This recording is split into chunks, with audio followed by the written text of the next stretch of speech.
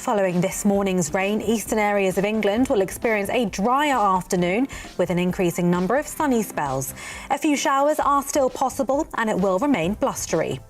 East Anglia will see the cloud linger for longest as the rain moves away, but despite the brisk breeze, it will feel slightly milder here when in shelter. Winds will be particularly strong for southern countries of England, with a continuing risk of coastal gales as showers push through, merging at times to form longer periods of rain. These blustery and heavy showers will continue this evening, eventually pushing across to the eastern areas as well. And that's how the weather is shaping up.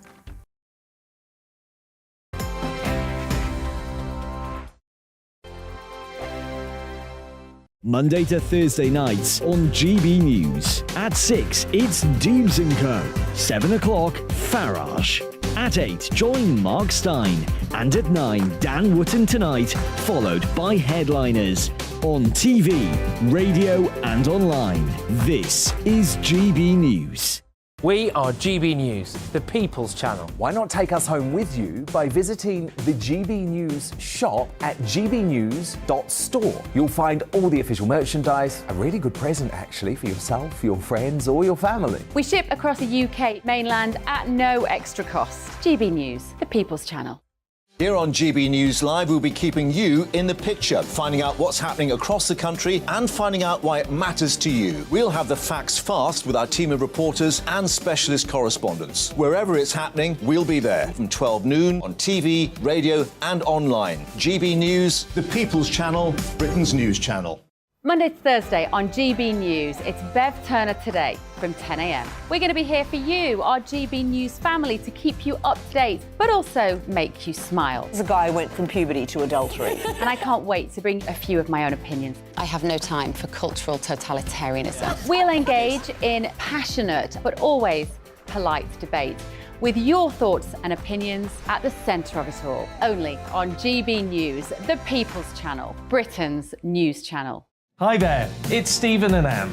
At breakfast from 6 a.m, you'll always be caught up with everything you need to know, the latest headlines, opinions and debates. We'll bring you the good news and the bad, but most of all, we're here for you. Remember, send in your views and let us know what you would like us to talk about. That's because we're your news channel. And every morning at 6 a.m, it's breakfast on GB News.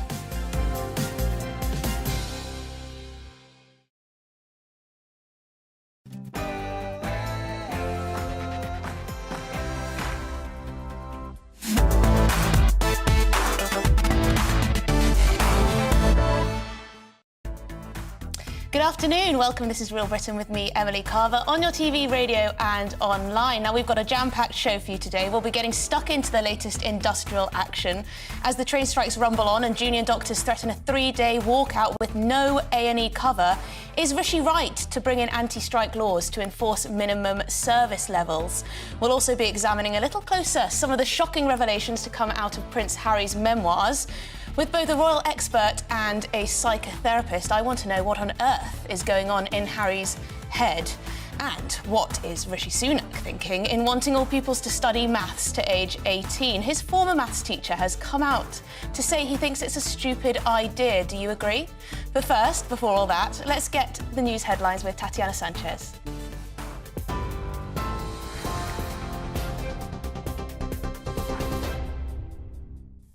Emily, thank you. This is the latest from the GB newsroom.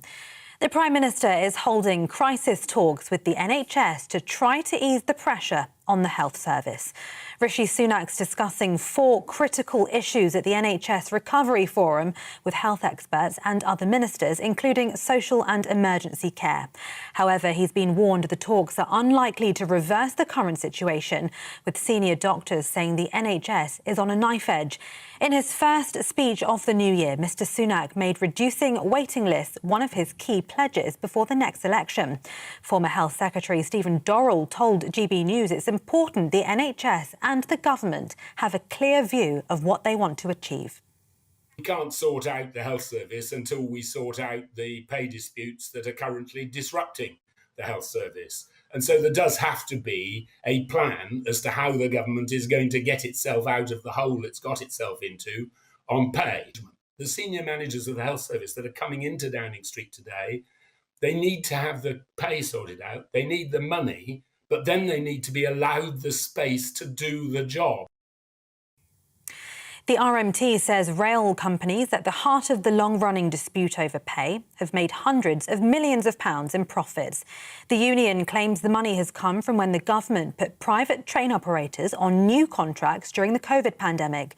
It says some companies made £310 million in taxpayer-funded profits between March 2020 and September 2022.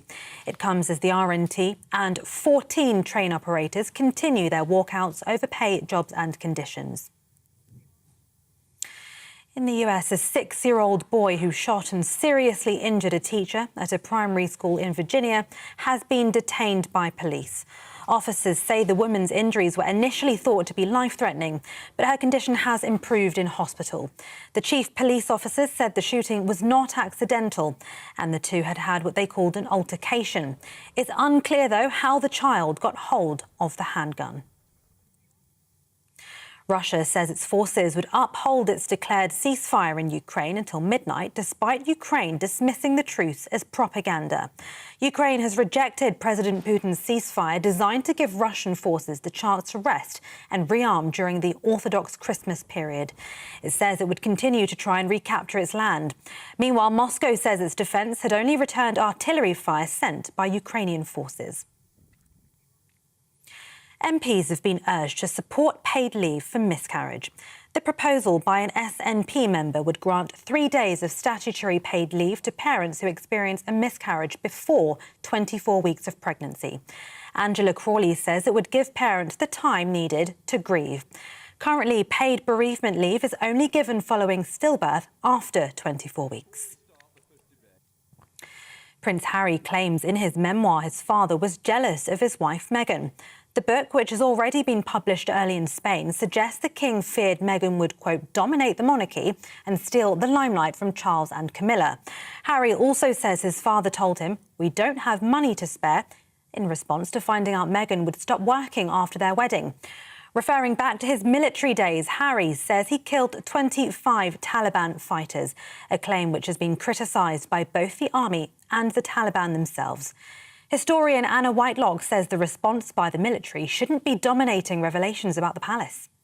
I think that will really get to Harry. I think he's always prided himself on being a military man. He's proud that he had frontline service. And so the fact that he's been rebuked in this way so publicly by the army, I think will come as some surprise to him and be particularly actually devastating.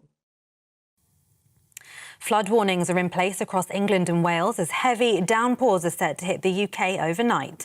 There are 27 flood warnings in place for England, with 6 warnings in place for Wales. The Scottish Environment Protection Agency has issued 6 flood alerts for Scotland. This is GB News. We'll bring you more news as it happens. Now it's back to Emily.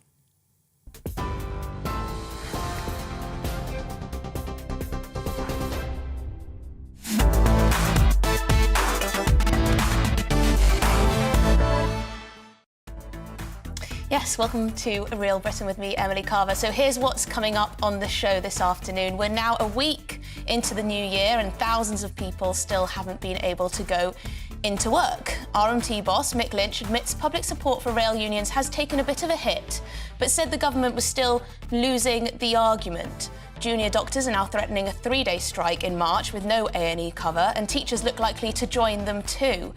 Rishi has unveiled plans to bring in anti-strike legislation, but Keir Starmer has pledged to repeal any such laws brought in.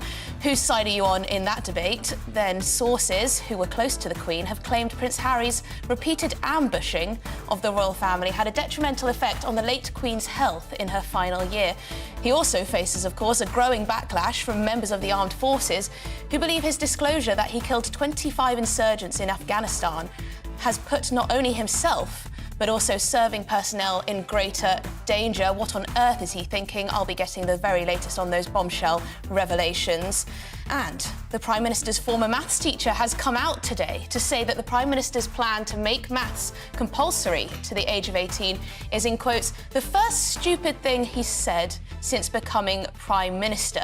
The teacher, Nick McKinnon, says that some people should actually do far less maths. So, with teachers planning to coordinate strikes to close as many schools as possible, does this show how out of touch Rishi is with the teaching profession and the needs of young people? I'll be getting the thoughts of my panel on that, as well as the latest on Sunak's attempts to tackle our winter healthcare crisis.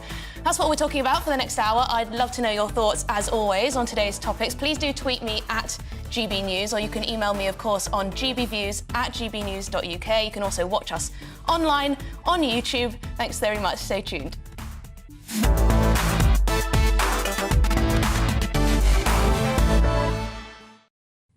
Right, strikes. We may be into the new year, but in terms of the strikes, nothing has changed, has it? As rail workers from the RMT and ASLEF unions return to the picket lines this week, Labour leader Sir Keir Starmer has vowed to repeal any anti-strike laws introduced by Prime Minister Rishi Sunak, which would have imposed minimum service levels on striking sectors and allow employers to sue unions and sack striking staff. Meanwhile, of course, junior doctors are now threatening to walk out for 72 hours in March. The BMA, that's their union, is demanding a 26% pay increase. They say that that would bring them up to where they would have been were it not for real terms cuts, or indeed cuts that don't keep up with inflation. But what are we to make of it all, and whose side are you on in this particular political game of chess? Now, I've got two fantastic guests with me to debate this. Firefighter and trade unionist Paul Embry is with us down the line, and former special advisor to Michael Gove, Charlie Rowley. Charlie, I'll start with you. So Rishi Sunak is very keen to bring in some kind of anti-strike legislation. He would argue that he needs to balance the rights of ordinary workers, well, general workers, with those who happen to be in unions. Where do you think the right balance is?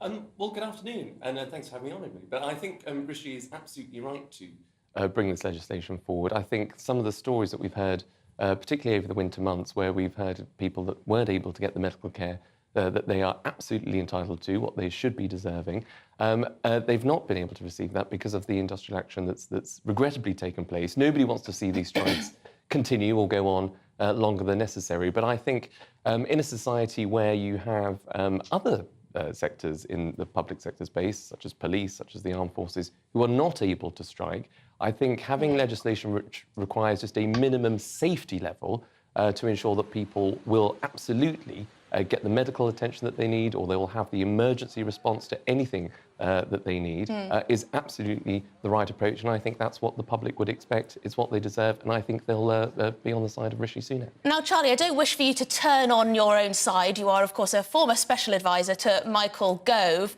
the Conservative minister. But do you not think that perhaps the government have been a little bit poor, have left something to be desired in terms of how they've gone about this whole situation? It seems they're constantly on the back foot. I don't, actually. Might not surprise you to say that, but I think what we've got to look at is everything in the round. And everybody knows that 2022 was a turbulent year in terms of the economy. We're in a tough economic situation as we are. And I think everybody recognises that with Rishi's commitments that he set out last week, so bringing debt down, bringing inflation down, growing the economy, once you can achieve those goals, that allows you then to look at public sector pay. It allows you to get the economy growing again, redistributing that revenue and getting our public services sectors back to where they should be. But until you achieve that, we all understand the financial restraints that we're all in. There isn't money in the coffers. And so everybody just needs to, I think, exercise that restraint. We're all in it together. And until we get that growth in the economy, we can make progress thereafter. Now, Paul, sorry to keep you waiting there. Now, you will be of a very different opinion on this one, I assume. Do you think there's any case for minimum service levels to be brought in?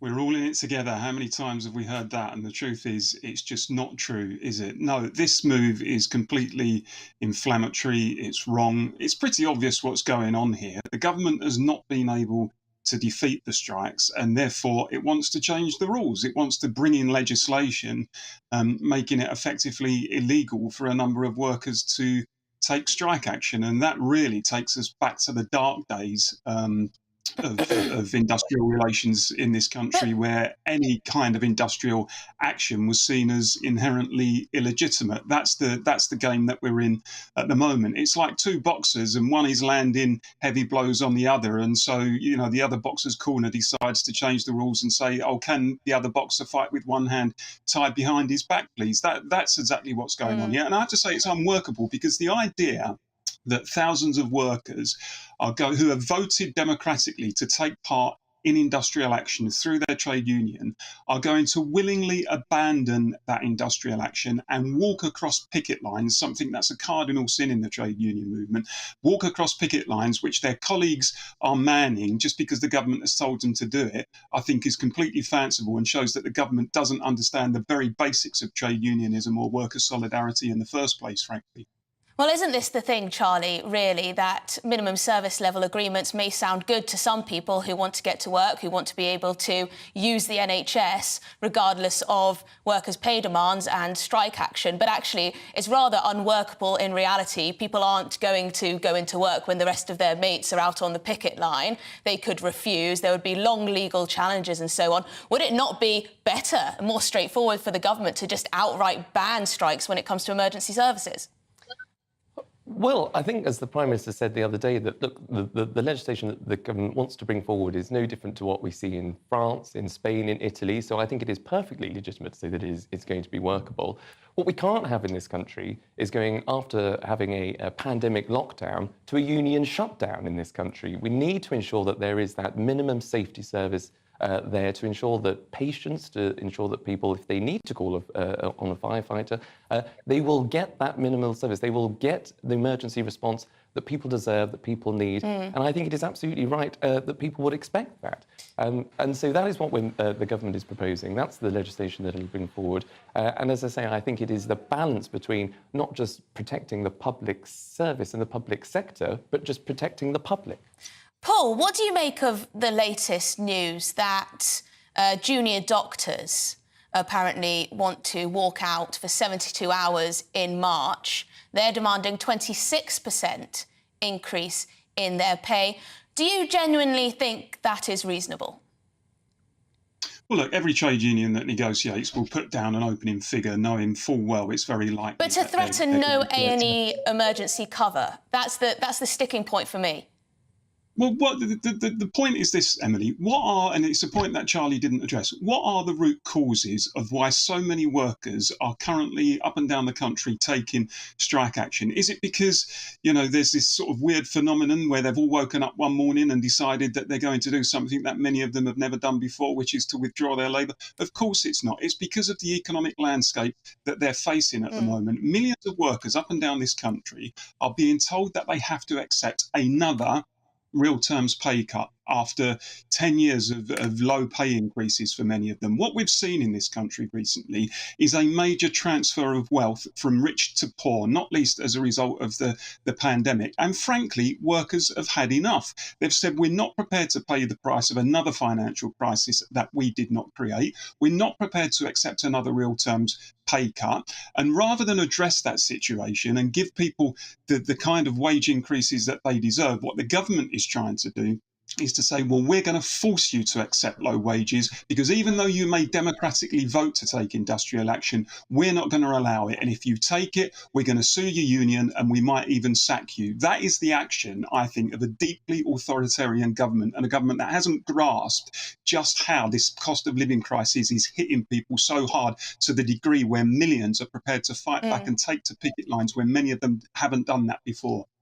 I mean, there is absolutely no denying that the economy at the moment is in a state of crisis. Well, it's not producing enough wages. Wages aren't keeping in line with inflation and people are very much struggling. But is not the issue, Charlie, one of the major issues, and the ONS stats back this up, that productivity in the public sector has not increased throughout the Conservatives' rule? Over their 12 years in government, productivity has been stagnant. In order to award people wages that they have a good case for, productivity needs to rise too.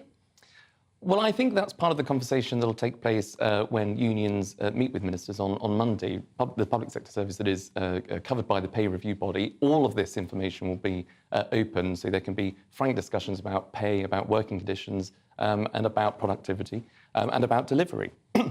Now, to address Paul's point about workers and people trying to get back to work, there'll be many people, many workers across this country that haven't been able to go to work because of the rail strikes, which I don't think commands much sympathy amongst the public.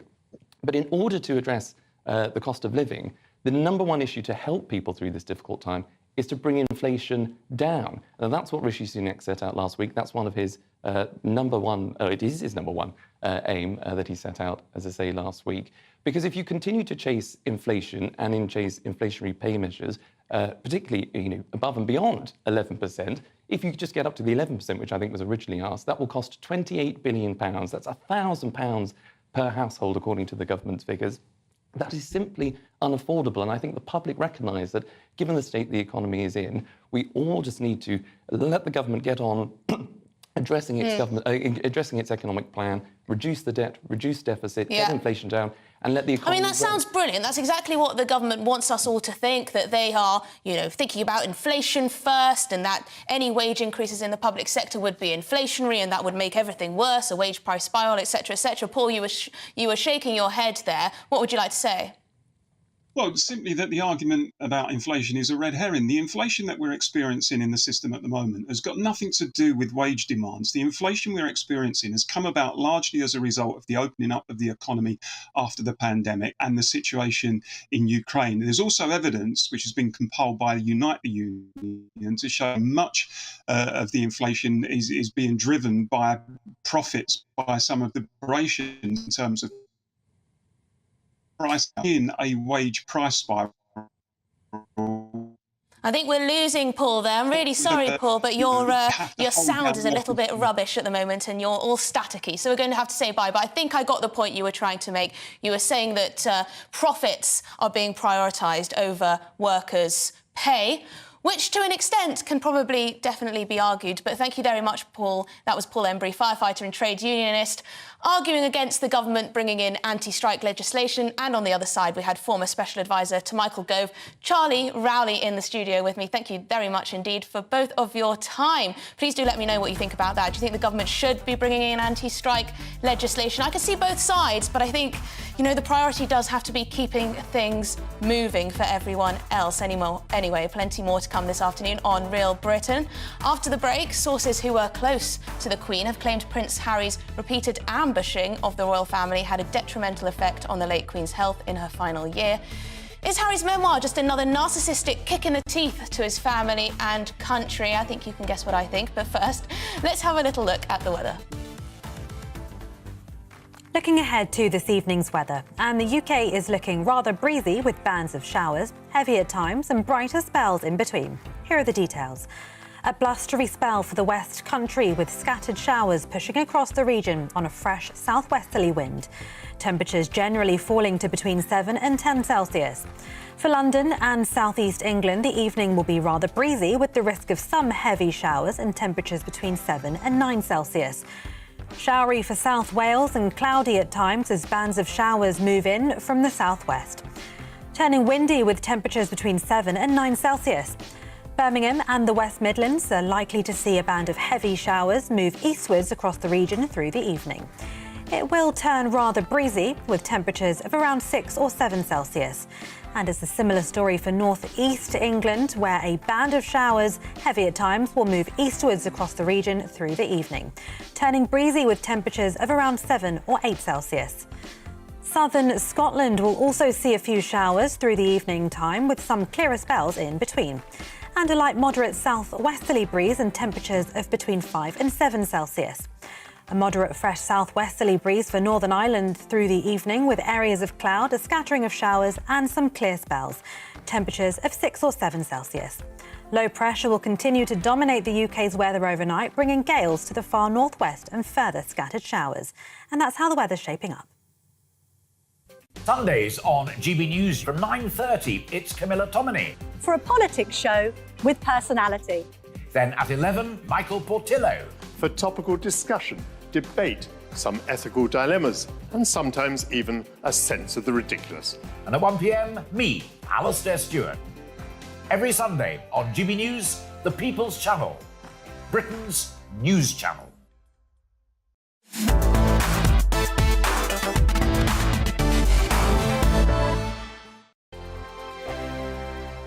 We are GB News, and we'd like to say thank you to each and every one of you for bringing us your conversations, for helping our great nation find its voice. We are here for you on radio, television, and online, across England, Scotland, Wales, and Northern Ireland. It's not the BBC, you actually get your facts right. We are proud to be GB News, the People's Channel, Britain's news channel. Monday to Thursday, 9 p.m. till 11 p.m. Join me, Dan Wootton. I'll bring you the sharpest takes and hottest debates. Do you not believe in prison? I don't believe in prisons. I'm completely stunned. I guarantee you there'll be no spin, no bias, no censorship. I actually was personally quite offended by it. And no reason to go to bed. So I guess they've always been quite woke. That's Dan Wootton tonight on TV, radio and online. Monday to Thursday from 9 p.m. till 11 p.m. on GB News. The People's Channel, Britain's news channel. Hello there, it's Eamon Holmes here from Breakfast on GB News. We're not just on your television and your screens, We're on DAB plus digital radio, so you can listen to your favourite shows on the move. If you've not yet listened to GB News Radio, it's very simple. We're on your radio player and TuneIn apps, on your smart speaker, phone or tablet, or online at gbnews.uk. Take us with you wherever you go. GB News Radio. You never have to miss a moment of the People's Channel.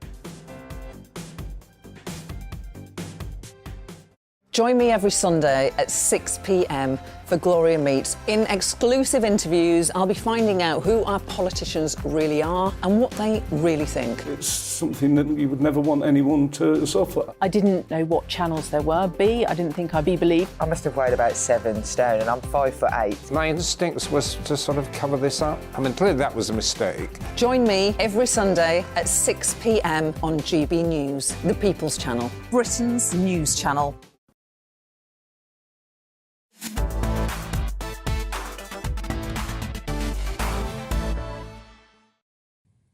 Yes, welcome back. Please do let me know what you think about that anti-strike legislation. Do you think the government's right to bring it in, or do you think, the workers have a point and they should be allowed to take to the picket line over their wage claims? Let me know what you think. You're watching Real Britain, of course, on GB News, TV, online and on your digital radio. Now, Prince Harry. Well, he's made a series of explosive claims in his tell-all memoir, Spare. Today, it's been revealed that Harry believed his father, now King Charles, of course, actually feared Meghan and had the potential to dominate the monarchy and become another Diana for the public and the press. Quite the allegation there. Amongst the others are that his brother, Prince William, physically attacked him during an argument and that the brothers begged their father not to marry Camilla. He also admits to taking cocaine, losing his virginity behind a pub aged 17, and also claims to have killed 25 Taliban fighters while serving in Afghanistan. Right, there's quite a lot to get into there. To give his thoughts, is royal commentator Rafe Hadel-Manku. Rafe, now we were just chatting in the break there, and it was reported that Prince Harry wanted to cancel the publication of this book altogether, but then, of course, he went through with it. Has it backfired? Yes, well, certainly. We had a story back in August that after meeting the Queen, he wanted to pull the publication. And again, after her death, worried about the impact it would have. The publishers obviously did not want that to happen at all. But now we can see perhaps his fears were justified. Yes. Because, yes, I would say absolutely this has backfired for him, not only in Britain, but around the world, and particularly in America, which was traditionally the heartland for the Sussex Squad. But even there, we've actually seen prominent US TV anchors and hosts and presenters calling the book gauche, saying that Prince Harry is a man baby. And all of this actually matters, because I don't think he's realised fully that in America, the interest in the monarchy and the respect for the monarchy is because it's above their own vulgar celebrity culture of the Kardashians. It stands for dignity, for sophistication, for elegance. In the American terms, it's classy. And there's nothing classy about this book and this episode. It's vulgar, it's gauche, it's déclassé, and Harry's made himself an international laughingstock and just basically, I think, a joke around the world. But he looks like a complete buffoon. I think it's fair to say. I don't think that's an exaggeration. And as you said, it was very interesting indeed to see the likes of a CNN anchor who has been very deferent to the couple, who's been very positive about them anyway, in his news coverage prior to this, is now thinking, well, actually, I don't really want to be seen to be on the side of these two money-grabbing, over-the-top lunatics, it appears in some ways. I think there is an element of concern that Harry may... that he's very troubled. He's clearly very troubled indeed, and I don't believe that this is the path to happiness. Why do you think he's doing this? Well, I think it's interesting to look at the timeline, right? We have 2012, Harry's second tour of Afghanistan, where he allegedly kills 25 Taliban without thinking about it, able to disconnect that. 2016, he meets Meghan Markle. 2019, he's scared when his brother breaks his necklace and his dog ball, and he's on the phone to his therapist. Now, is there a connection there? I'm not entirely sure, but, you know, I'll let others speculate on that. I think a lot of this actually is down to the influence of the Machiavellian manipulator, Meghan herself. I used to call her the Yoko Ono of the royal family, but actually that's unfair on Yoko Ono now. Do you think that's fair? It's not fair for Yoko Ono, actually, who doesn't deserve that. Right. As a woman, I'm going to put the other side and say, do you think it's fair to say that she is the manipulator behind all this? Because I do think it's very odd indeed that Prince Harry seems to see, and this is just my feeling, but other people have remarked upon it, seem to feel that Meghan is some kind of reincarnation of his own mother. There's deep troubles. Oh, absolutely. No, I'm not denying that at all. I mean, she's the yin to his yang in a very unfortunate sort of way. And certainly he's projected onto Meghan so much of what he sees in his mother. And also there are reports in the book, of course, that he's actually been seeking psychic help to contact his mother. Clearly a very troubled person. But I think therapy, this Californian therapy culture which Meghan espouses, sitting in a circle singing Kumbaya whilst you're drinking your ethically sourced chai, I think that this is very much part of the problem. I read a report a few years ago that Swedish children are the world's most depressed, despite living in arguably one of the world's most successful countries. Why? Because they're constantly told to talk about their feelings. There's this obsession with how I feel. It's very self-indulgent, it's very narcissistic, and I'm afraid right now, when we have a cost of living crisis, when people are trying to decide whether to eat or heat, when you've got NHS crisis going on, health troubles from post-COVID, I think there's very little sympathy for a pair of privileged, pampered prima donnas in California moaning about the fact that, his evil stepmother changed his bedroom into a dressing room once he left home. Well, I mean, it certainly looks self-indulgent. I will give that, and certainly appears narcissistic. I mean, there's so much we could talk about on this. I will just get your take on that latest line that apparently King Charles feared Meghan. Well, again, I think this is just more frenzied paranoia from a fevered mind, unfortunately. You also have to remember a lot of this is written, all of it's written by a ghostwriter with a desire to obviously have a tabloid flair to all of these stories. So these aren't actually Harry's words coming out. They're spun to wonderfully tabloid effect by his ghostwriter. But look, the whole point was Kate, for example, was never, and William aren't a threat to the king. He knows that those are two of his greatest assets, and yet apparently he regarded them as a threat to his own glamour and glory too. The fact is, the monarchy is a unit that works tremendously well together, and William and Kate are two of its greatest assets. Also, I'm quite angry, actually, about this mention of how many people he killed in Afghanistan. We've seen the reaction on social media and in the press from actual members of the Taliban. This is worrying not only presumably for him and his family, of whom he always talks about the need for their safety and how that is his #1 priority, but also of the royal family and us general Brits. This is, I think, the most serious issue. Forget all the jokes and the family squabbles. What he's done essentially is to increase the threat level for all of us, not just for himself. And we remember how he didn't want to come to the UK because of what he perceived as a threat level. Well, that threat level has now increased thanks to his own incompetence and ineptitude. And it's not just to the royal family, because Di Davis, who's the former Royal Protection Officer of many years standing, head of the Royal Protection, has said he's not felt this afraid for royal security for 25 years since the IRA. Why? Because we have the coronation coming up, a huge national, if not global event, bringing hundreds of thousands, if not millions, to the heart of London. Now, all it takes is one lone wolf to be inspired by the Taliban's rhetoric, calling Harry a war criminal and regarding Afghanis as nothing more than chess pieces, to take action on that. It's very serious, and I don't think that they fully understood this in Montecito. I mean, it's quite remarkable that no one said, Harry, you should probably remove that bit. Have you not thought about the implications of that and the risks to you and your country? But hey, clearly not showing the most intelligence, I would say, or foresight. But thank you very much indeed, royal commentator Rafe Haidel-Manku. Thank you for your insight there. It is quite extraordinary. Please do let me know what you make of this book. Will you be reading it? I must admit, I definitely will. I may even listen to the audiobook, which is narrated by the great man himself. Now, we are going to be moving on. Thank you very much for your time, Rafe. You are, of course, with GB News on TV and DAB Radio, but after the break, Rishi Sunak's former maths teacher has come out today to say that the Prime Minister's plan to make maths compulsory to the age of 18 is, in quotes, the first stupid thing he's said since becoming Prime Minister. Do you agree? It seems everyone is coming out in the media and press to have their say. Why don't you get in touch and let me know? I'll be getting the views of my panel in just one moment. Before all that, it's time to check on the news headlines with Tatiana Sanchez.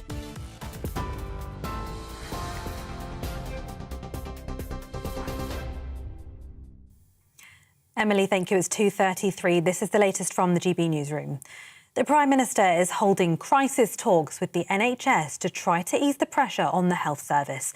Rishi Sunak's discussing 4 critical issues at the NHS Recovery Forum with health experts and other ministers, including social and emergency care.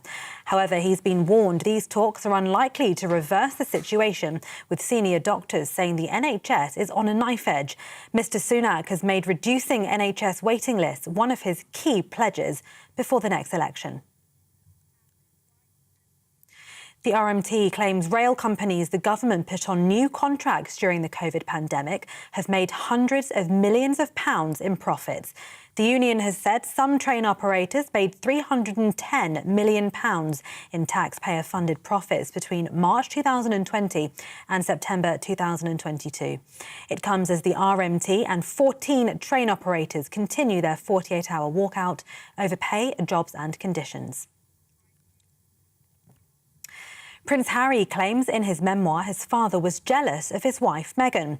The book, which has been published early in Spain, suggests the king feared Meghan would dominate the monarchy and steal the limelight from Charles and Camilla. Referring back to his military days, Harry says he killed 25 Taliban fighters, a claim which has been criticised by both the army and the Taliban themselves. And flood warnings are in place across England and Wales as heavy downpours are set to hit the UK overnight. There are 27 flood warnings in place for England, with 6 warnings in place for Wales. The Scottish Environment Protection Agency has issued 6 flood alerts for Scotland. TV, online and DAB+ radio. This is GB News.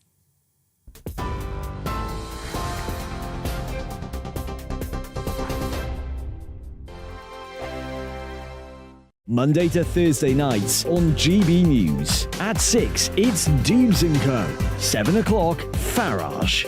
At 8, join Mark Stein. And at 9, Dan Wootton Tonight, followed by Headliners. On TV, radio and online.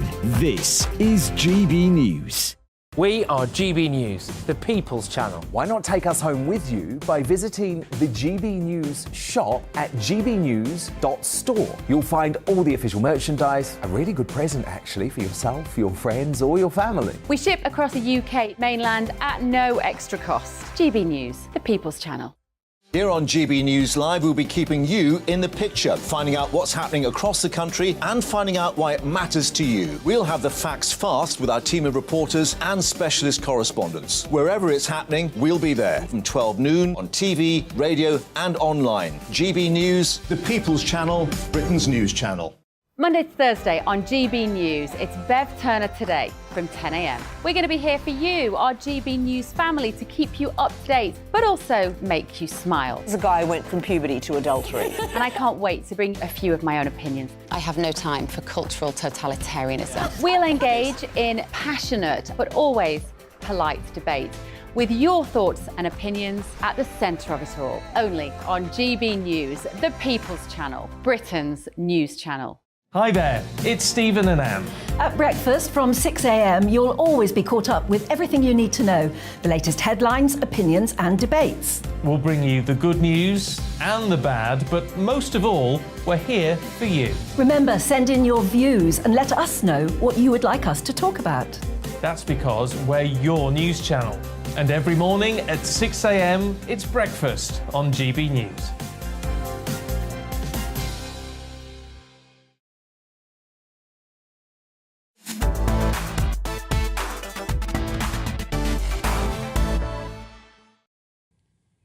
Yes, I'm Emily Carver. You're watching Real Britain on GB News TV, online and your digital radio. Before the break, we got Rafe, our royal commentator, our favourite royal commentator's take on Spare and the revelations that came overnight from that book. Please do let me know what you think. Are you going to be reading it? I mean, it looks pretty bleak. I guess there are bombshell revelations that were missed from the Netflix docu-series, but I mean, come on, admitting that you killed 25 soldiers in Afghanistan, that is absolute madness. I think he's off his rocker at the moment, actually, and I think he should be the one to apologise to his family and the rest of the country, really, actually, for putting us at more risk. Perhaps, I think it's fair to say. Now we're going to be moving on to something that is also in crisis, not just the royal family. Rishi Sunak is holding emergency talks with NHS and care leaders in an attempt to tackle Britain's winter healthcare crisis. We seem to always have a winter healthcare crisis, but senior medics are saying it's even worse than normal. The Prime Minister is hosting the NHS Recovery Forum at number 10. The talks will focus on 4 key issues. 1, social care and delayed discharge. 2, urgent and emergency care. 3, elective care and 4, primary care. But considering the Tories have been in power for the past 12 years, do you think they are the ones to fix it? Joining me to debate this is political commentator Emma Webb, friend of the show, and former Labour MP Stephen Pound here with me in the studio. Thank you very much indeed for joining us. I'll start with you, Stephen, seeing as you're here. What do you think? You know, we've heard murmurings from the Labour Party, from Wes Streeting in particular, about how they could potentially be the party to reform the NHS, the sacred cow. Well, you know, we created the NHS over the Tory votes, if you remember. And therefore, I think, you know, we like everybody in this country, we've got skin in the game. I think what Wes is saying is it's not just iconoclasm. He's actually saying, he's challenging us, challenging the orthodoxy. You know, the old thing that the British are not a particularly religious people, so the NHS was invented, you know, just to give them a theology. But when he talks about it being a service, not a shrine, when he talks about it being to do with the producer interest rather than the consumer interest, he's actually breaking new ground here. Now, the main thing is, as I think I mentioned before, the NHS and I were born on the same day back in 1948. Were you really? Yeah, seriously, Queen Charlotte's Hospital. You don't look old enough, Stephen. July 1940. But anyway, but the point being that within 5 years of the NHS being founded, they had a thing called the Gillibo Report, which posited the fact that the NHS was financially incapable, unsustainable. And as you remember what happened, they took opticians out of the NHS, they took dentistry out, Harold Wilson, Freeman, people resigned. But look, the thing is, the Tories have had their shot. They decided to save the NHS by what's called the Lansley reforms. This was to set up a vast internal market. So if you want to get anything done in the NHS nowadays, you have to bid against another CCG, another care group. And we've tried the market, we've tried this breakdown, we've tried this sort of disassimilation. I think what we need to do, of one subject above all, this really, really needs to be a cross-party one where we realise this is just too damn big. You mentioned linking up with primary care, linking up with delayed discharges, care, all those issues that all come together. And I have to say, if ever there's a time for us to actually put I think, as I said the other day, if we don't bury our differences, we're just going to, bury our family. We've got to. But this is the problem, though, isn't it, Emma? Because we say we need a cross-party consensus, we need to all come together. This is a life or death issue. It's something that our country respects and, of course, relies on to be fit and healthy. But it doesn't seem like the NHS is used as anything other than a political football these days in the House of Commons, anyway. That's exactly it. It's too politically useful as an instrument to bash the opposition, particularly because it is such a divisive issue and because it is such a sacred cow, because on either side of the House, both parties know that this is something that is extremely sensitive for the British people. And because the issue is so complicated, it's also a very easy issue to misrepresent when it comes to the other side, to suggest that the other side's solutions are ridiculous. And that is partly because nobody at this point has proposed a decent solution for the radical reform of the NHS that we really clearly need. Stephen, is it the case that the government has to tackle vested interests when it comes to actually reforming the NHS? As you said, it's such a massive beast. It employs so many different people on all sorts of different jobs, management, of course, frontline staff, etc., etc. Some people look at the massive budget that continues to rise in real terms, perhaps not by enough, but it does continue to rise, and think, why isn't more of that money going to the doctors, the nurses? Yeah. I mean, the reality is the NHS is the third biggest employer in the world. I mean, I think you've got the Chinese Army and the Indian Railways are slightly bigger than us, but it's the big. And it's always been a hybrid NHS. If you remember, when Aaron Bevan, God rest his soul, founded the NHS, he couldn't get the consultants, he couldn't get the GPs on board, so he had to, the expression he used with the consultants was, he had to choke their mouths with gold. And he allowed them to carry on doing private practice. You can be trained as a doctor by the NHS, but then you can go and run your own private practice and keep the money. Similarly, GPs are not part of the NHS. They're self-employed, and the GPs are on a decent annual salary, but they are self-employed, they have their own people. So you've got all these issues, and including the ones you actually touched on. So I think that really and truly, it's not a coincidence that there's no other country in the world which operates exactly the same system that we do.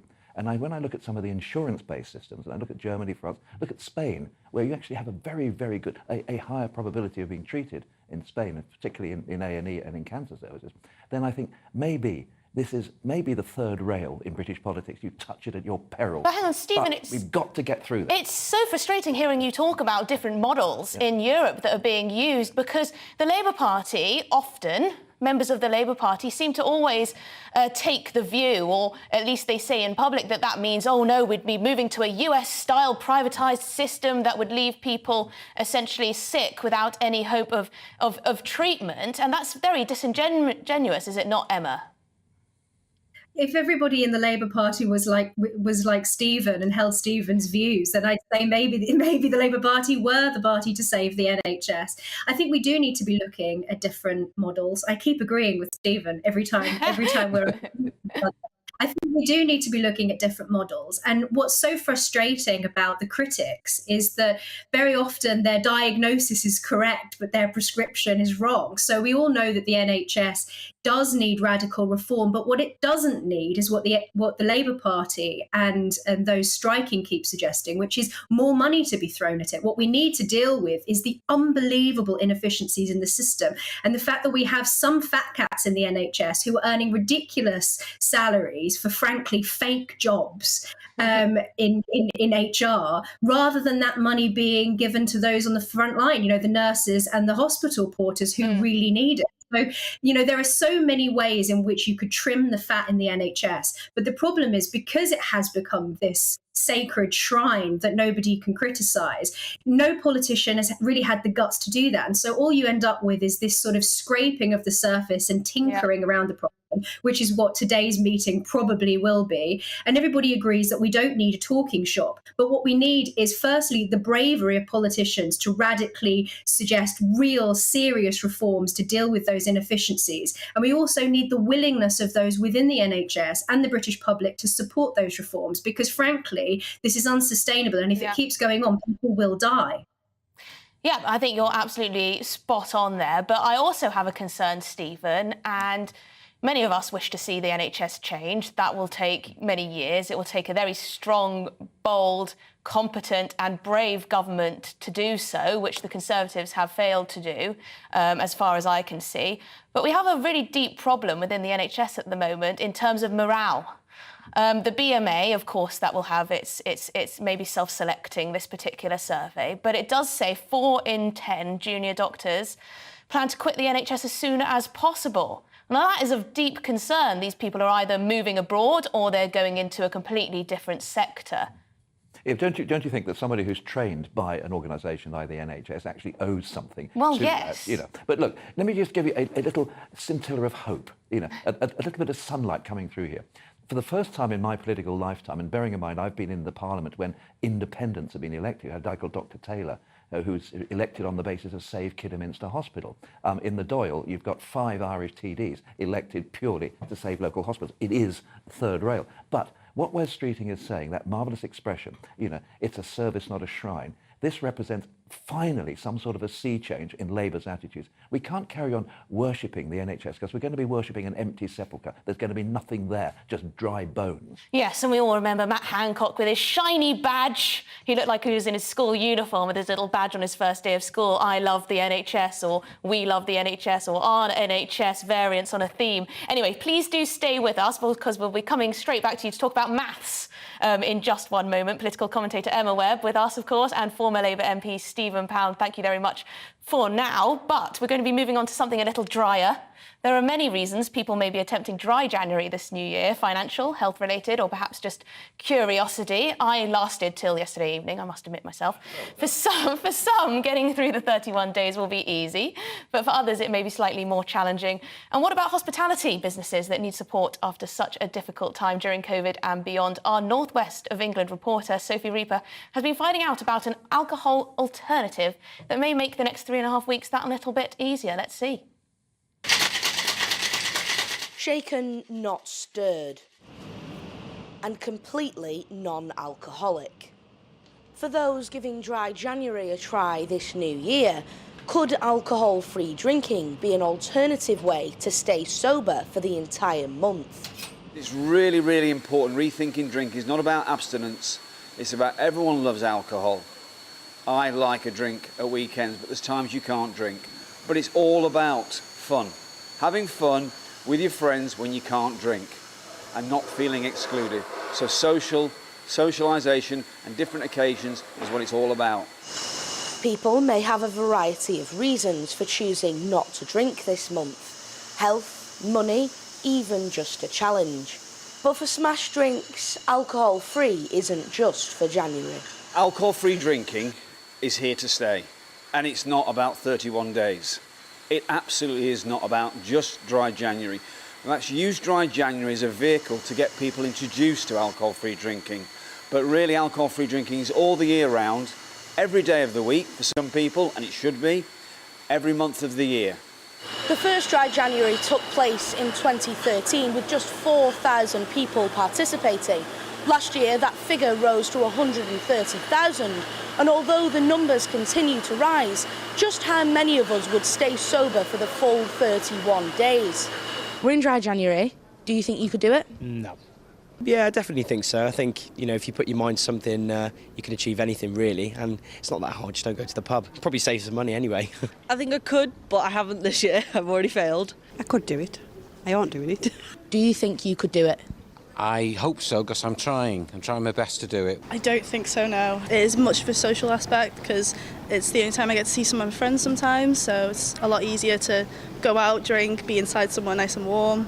For many, dry January could be quite a challenge, but alcohol-free may provide an answer. Sometimes you're getting from work midweek, you're coming from training or whatever, and you fancy having a drink, but you've got to be up early for work in the morning, and it just gives you an alternative to that. Other than a glass of cordial or, a cup of tea or something, it's almost like the real thing without the sort of problems in the morning. With 3.5 weeks left to go of dry January, some people may complete it and others may not. But at least they all had the bottle to try. Sophie Reaper, GB News. What I find quite interesting is how many young people have completely turned off the booze. I don't know whether they're taking drugs instead, hopefully not, but it does seem like a lot of them are going teetotal, or at least not drinking as much as perhaps me and my friends did when we were teenagers. Anyway, on another note, lots of you have been sending in your thoughts on the topics we have been discussing today. On the NHS, Christine has written to us saying the Prime Minister's promise to reduce waiting lists is absolutely pathetic. It will take more than reducing waiting lists to fix the problems in the NHS. But Christine, it would be a pretty good start. Those waiting lists are absolutely horrendous, but I take your point. It seems like everyone has a horror story recently about their treatment. And on strikes, Terry says, in my opinion, it's about time our government got tougher with the unions. It's not acceptable to be holding our country to ransom as they are at the moment. You know, it seems in this country none of us can agree on anything. There is such a division in how we view this strike action. Some people are very much on team strike, team Mick Lynch, team BMA. Others and I just want to be able to get to work on time, it seems. Anyway, and we've got another comment on Prince Harry this time. He revealed his kill count in Afghanistan. Michael says, I served in the Royal Navy and had the pleasure of hosting the SAS, Royal Marines and Army on board some of the ships I was on. And no one mentioned or bragged about how many they'd killed. It was a taboo subject. Harry has put a target on all service people at home and abroad. You know, I don't think that's any exaggeration. It seems absolutely ludicrous that he thought it was right for him to mention that in his memoir and potentially open us up to threats of a reaction in some way or another. Anyway, thank you very much indeed for sending in your views. Please do keep them coming. I love reading them out. So we're going to be moving on to another topic that was covered in the press this week, but I thought we should dig in deeper, as Rishi Sunak's maths teacher has been out in the press saying that Rishi has got it very wrong when it comes to compulsory maths lessons for people up to the age of 18. Now, this is something he mentioned in his first speech of 2023. He said the UK needed to reimagine its approach to numeracy and added he wanted young people to have the necessary math skills to feel confident with their finances and things like mortgage deals.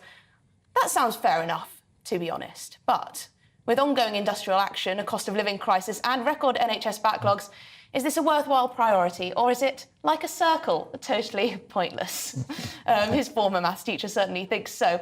So, still with me to debate this, our political commentator Emma Webb and former Labour MP Stephen Pound. Now, Emma, I'm not sure maths was your top subject at school, was it? But do you think you could have done with a little more coaching up to the age of 18? You know me too well, Emily. As you know well, I can't count. But that's why, firstly, I would have been absolutely tortured to have been forced to do maths to 18. But I think this is actually very much like the situation with the NHS, because it's scratching the surface. Rishi is focusing his attention on post-16 education. Obviously, people don't have to continue their education to 18. People should be leaving school at 16 with the necessary mathematical skills. And I think that really he should be focusing his attention, firstly, not just on maths, but on the quality of education across the board, because he went to Winchester College. You know, as his own maths teacher has said, he had a very reified and privileged maths curriculum that most people not only haven't received themselves but can't access. We already have only 45% of schools around the country have a dedicated maths teacher, so there's a chronic shortage. So it's not clear how this would be practically possible. But there are also so many other problems in education. Camilla Tominey pointed out in the Telegraph that after lockdown and after the COVID measures, we have a serious problem with absenteeism in schools. So those students are not even getting maths in the first place, never mind post-16. So I think Rishi's priorities are all wrong here. And of course, people are getting a good maths education, but that needs to happen before the age of 16. Yes, I think so. Concentrate on getting people literate and numerate before they leave school at 16 with no qualifications at all, which is the case for many, many children in this country, unfortunately. Stephen, are we perhaps being a bit harsh on Rishi? Not nearly harsh. He's done well out of a good maths education. He just wants everyone else to benefit. Well, can I just say one quick thing? I'm sorry, I realise you're in charge here, but that point that came in from a Matlow, from somebody from the Royal Navy talking about having the Royal Marines on board. I've hosted Royal Navy bootnecks on board ship, and I'm still very active in the Royal Naval Association. And believe you me, every day they talk about a body count, but it's the body count of our people, our men and women who were killed. You never, ever, ever talk about the people you did kill. You know, as Tim Collins said, you know, we're not in the business of notches on the rifle butt. And I think Prince Harry really has crossed the line. He needs to be utterly ashamed of himself. On the maths thing, I mean, I can still remember my dad say, remember, son, it's not the votes that count. It's the counting of the votes that counts.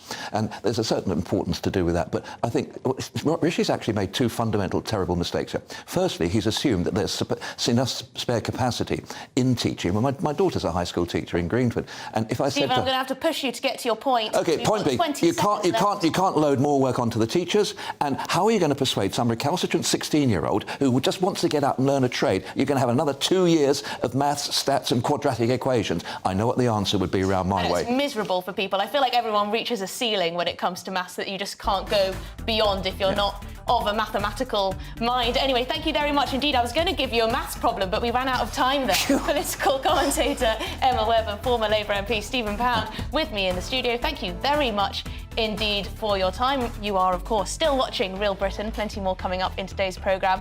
But first, we're going to have a little check on the weather forecast. Looking ahead to this evening's weather, and the UK is looking rather breezy with bands of showers, heavy at times and brighter spells in between. Here are the details. A blustery spell for the West Country with scattered showers pushing across the region on a fresh southwesterly wind. Temperatures generally falling to between 7 and 10 Celsius. For London and southeast England, the evening will be rather breezy with the risk of some heavy showers and temperatures between 7 and 9 Celsius. Showery for South Wales and cloudy at times as bands of showers move in from the southwest. Turning windy with temperatures between 7 and 9 Celsius. Birmingham and the West Midlands are likely to see a band of heavy showers move eastwards across the region through the evening. It will turn rather breezy with temperatures of around 6 or 7 Celsius. And it's a similar story for northeast England, where a band of showers, heavy at times, will move eastwards across the region through the evening, turning breezy with temperatures of around 7 or 8 Celsius. Southern Scotland will also see a few showers through the evening time with some clearer spells in between. And a light moderate southwesterly breeze and temperatures of between 5 and 7 Celsius. A moderate fresh southwesterly breeze for Northern Ireland through the evening with areas of cloud, a scattering of showers and some clear spells. Temperatures of 6 or 7 Celsius. Low pressure will continue to dominate the UK's weather overnight, bringing gales to the far northwest and further scattered showers. And that's how the weather's shaping up.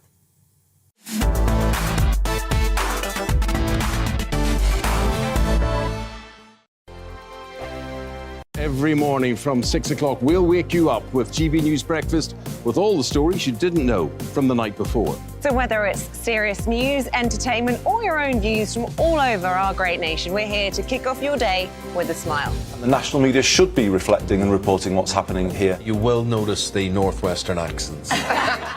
Whether you're with us on TV, radio, or online, every morning, it's breakfast from 6 a.m. Hope you can join us.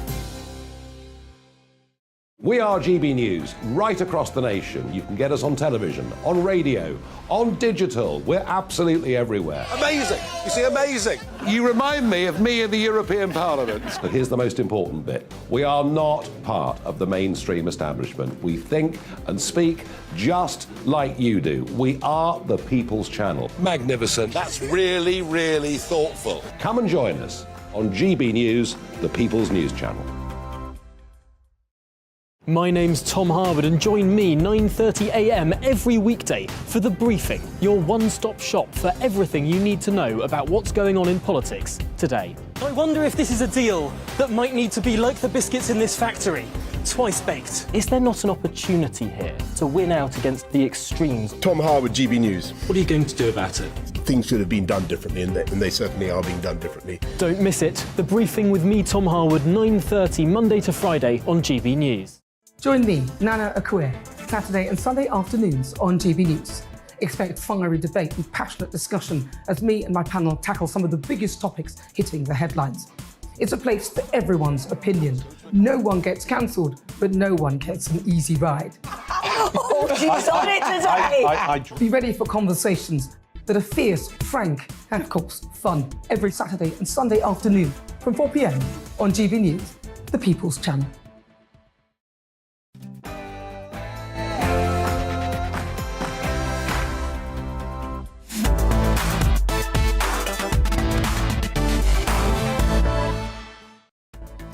Yes, welcome back. This is Real Britain on your TV, radio and online. I'm absolutely gutted I didn't manage to get to that maths problem with Stephen Pound and Emma Webb there. I think I'll have to get them back on the show one day so I can put a little... It was an easy one, but I think it may have stumped them both under the pressure of being on live television Anyway, there's plenty more coming up on today's programme. I won't let you know quite yet because we've got to go straight to the news with Tatiana.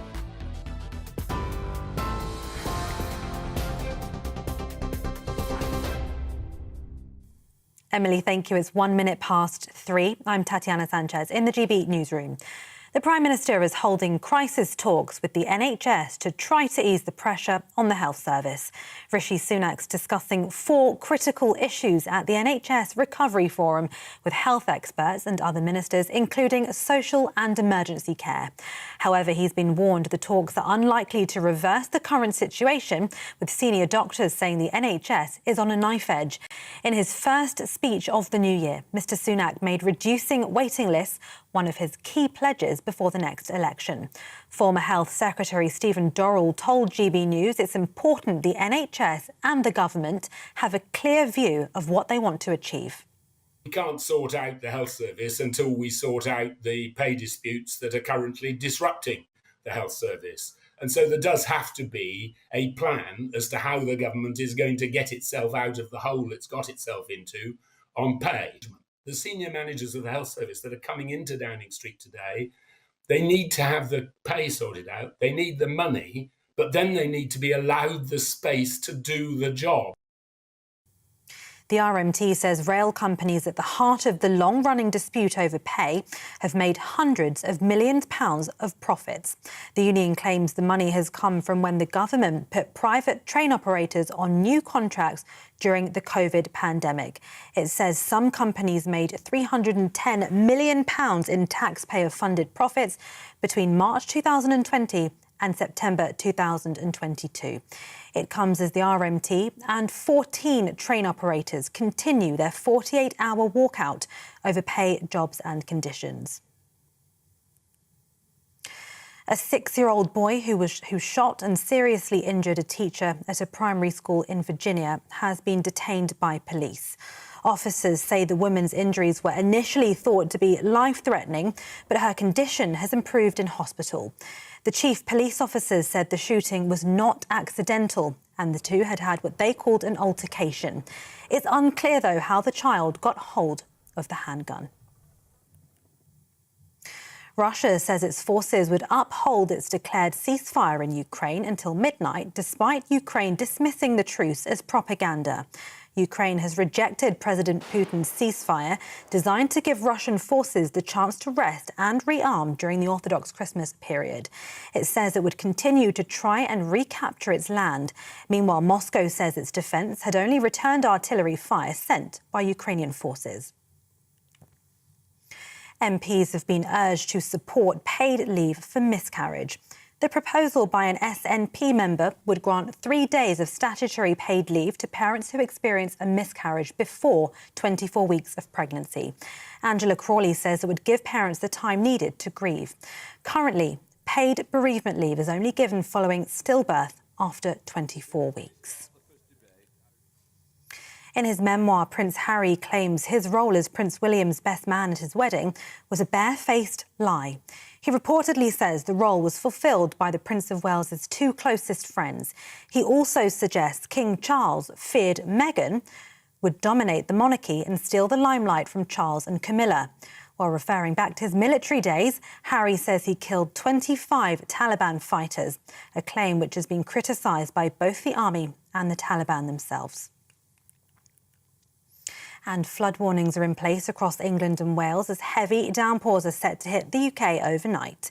There are 27 flood warnings in place for England, with 6 warnings in place for Wales. The Scottish Environment Protection Agency has issued 6 flood alerts for Scotland. This is GB News. We'll bring you more news as it happens. Now it's back to Emily.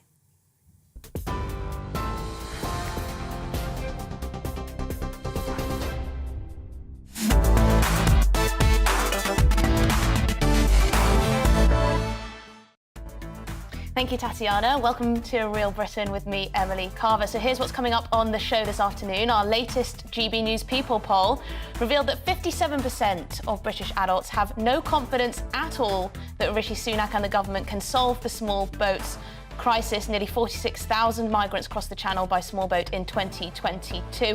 What do you think? Do you think the government can get a grip on the crisis? I think they need to if they're going to win the next election, that's for sure. Then Prince Harry brands Prince William his arch nemesis in his memoir, as he admits he has always been in competition with his beloved brother. Arch nemesis, beloved brother, do those two go hand in hand? This is all because of his role as the spare, apparently. But isn't it natural for brothers to fight?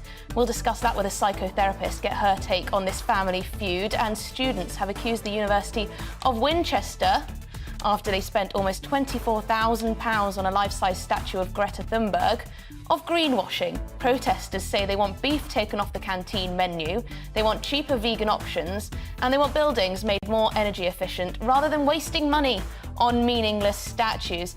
Are these not the same students who try to take down statues that they don't like? Now they don't want one of their favourite women, the woman of their moment. Anyway, we'll get into that. That's what we're talking about for the next hour. I'd love to know your thoughts on all of the topics, so please do tweet me at GBNews, or you can email me on gbviews@gbnews.uk. You can also watch us online too on YouTube. And also don't forget Facebook. There's lots of brilliant content on there as well. Stay tuned.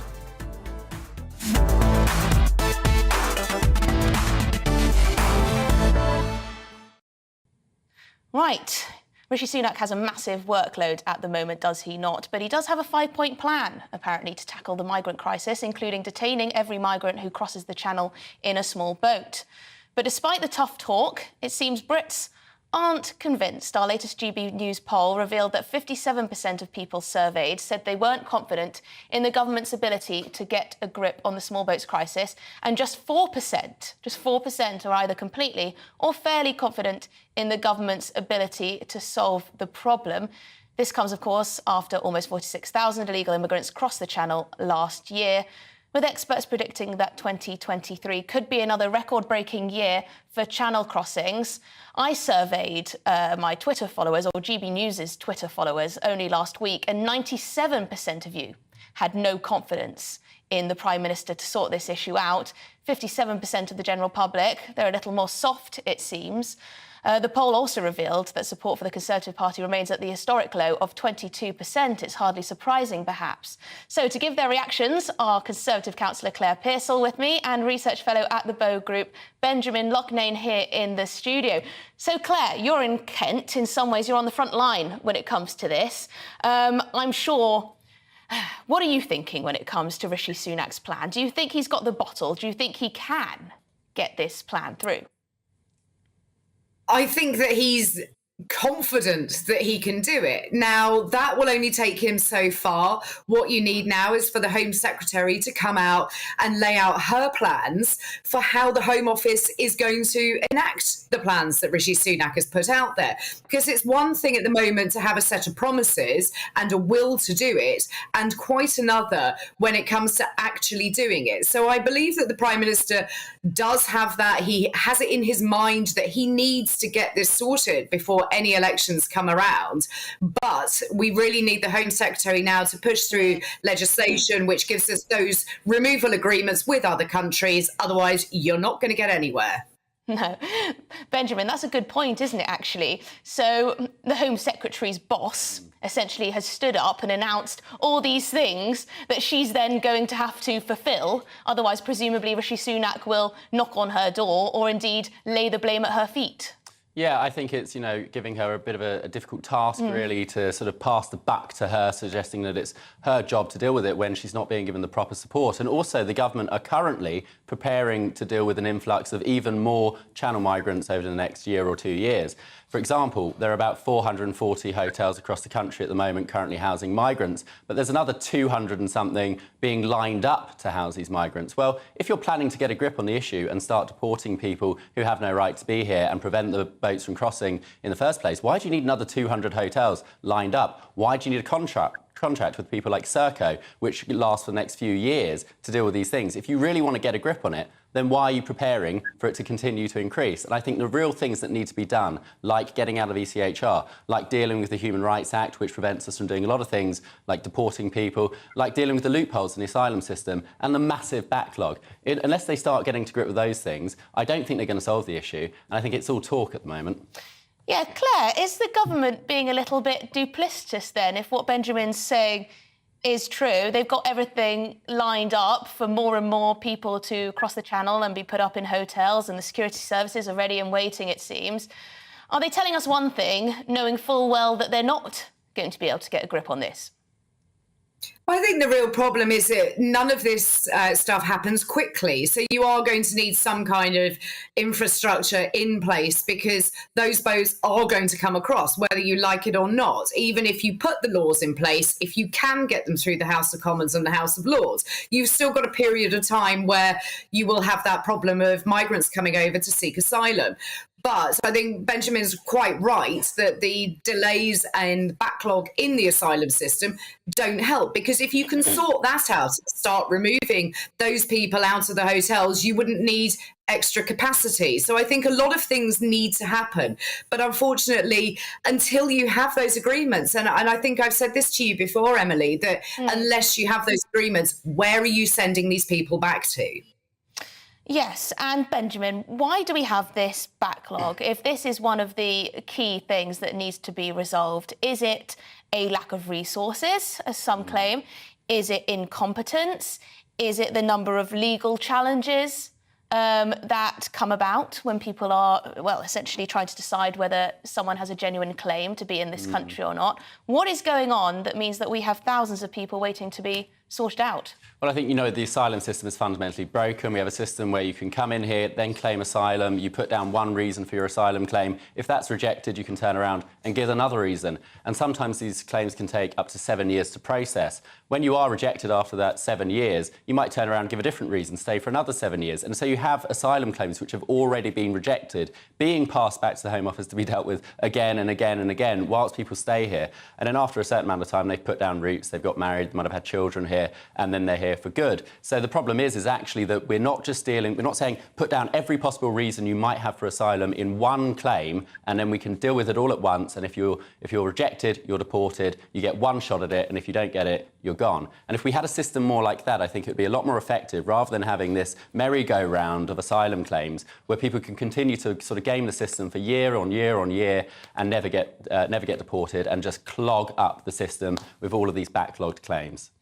Claire, on the other side of this debate, people often talk about how we don't have safe and legal routes for people to come to this country. If we were to have more, that would mean that people wouldn't feel pressure to cross the channel.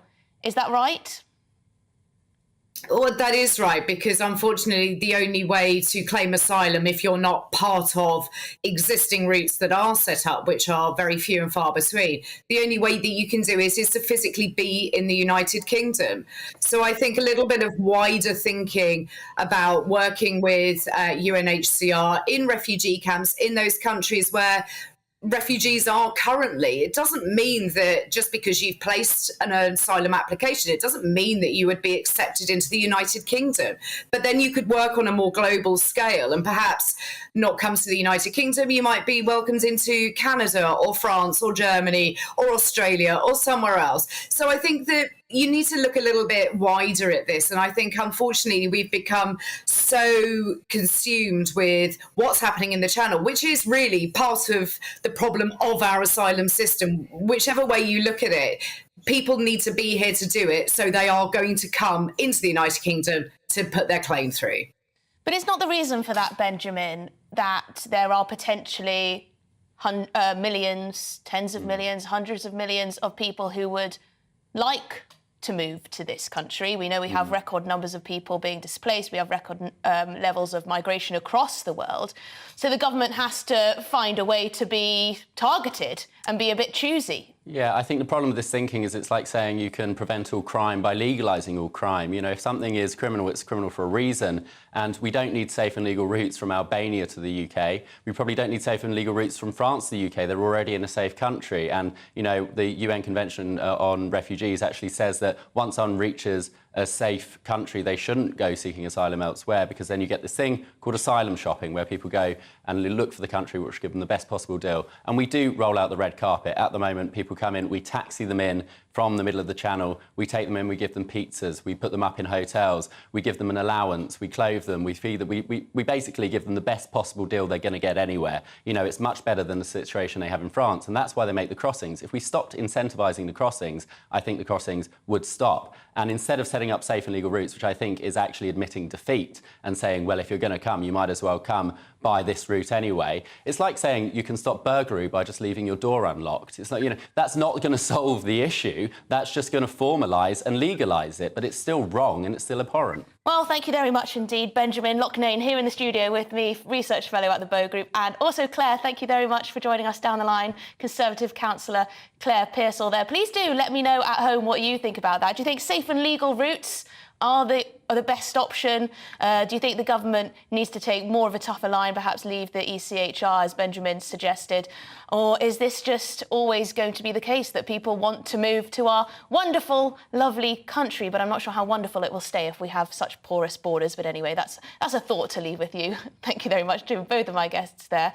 Now we're going to be moving on to something rather worrying, perhaps. The World Health Organization has warned that a new variant of coronavirus, named the Kraken, does sound quite terrifying, is the most transmissible one yet. The WHO's technical lead for COVID, Dr. Marie van Kerkhove, I think that's how you pronounce her name, expressed concern about the growth of this new subvariant of Omicron, which has already arrived in the US and is thought to be responsible for as many as 4 in 10 new cases in the country. Do we need to worry about this? However, in terms of symptoms, it appears to be just as mild as Omicron, so that's good news there.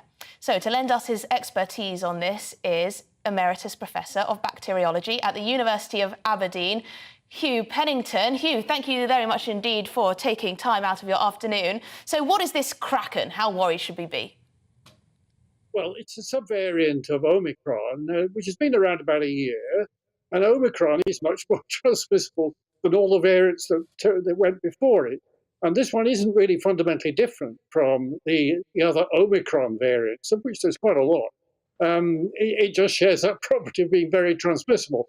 And it does that by being very good at infecting the nose, and also it's got a lot of mutations which help it to evade the immune system. So if you've been infected already with a coronavirus, or if you had the vaccine,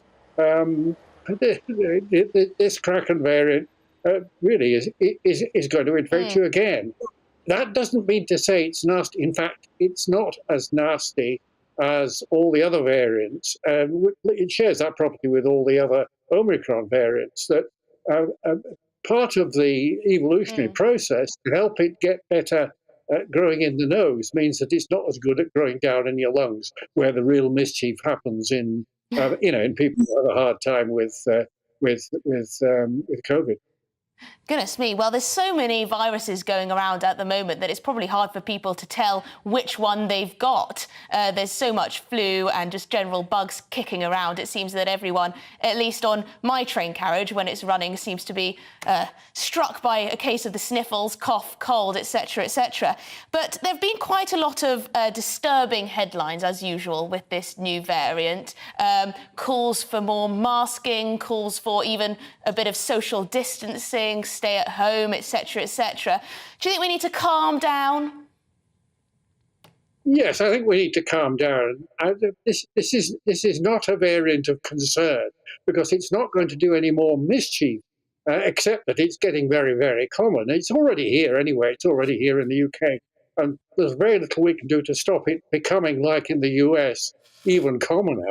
That's going to happen anyway. And of course, we've pretty well given up on all the measures that we had, all the lockdown type measures we had.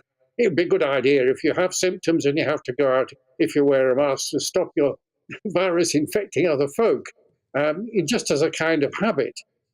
Nothing compulsory about it, not going back to lockdowns, all that kind of stuff. I think unfortunately, I suppose you would say, it's something we just have to live with. And most of us will live with it quite happily. The people who are really at risk are the people who have always been at risk from COVID, the elderly, people who have problems with their weight, and people who have problems with their immune systems. And they will be taking their precautions as they already are against being infected. And also in the knowledge that even if they are infected, they're less likely to have a hard time with this virus. So, yeah, and it's seasonal. Flu peaks every year now, at this time of year, and basically it does indeed.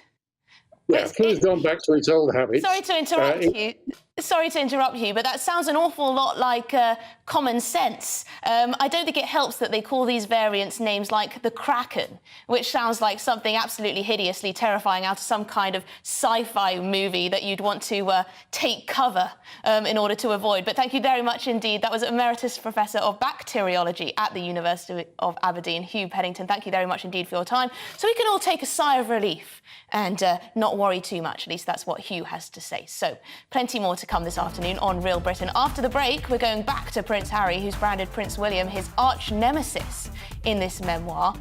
He says it's always been a bit of a competition with his beloved brother because of his role as the spare. Oh, how terribly sad.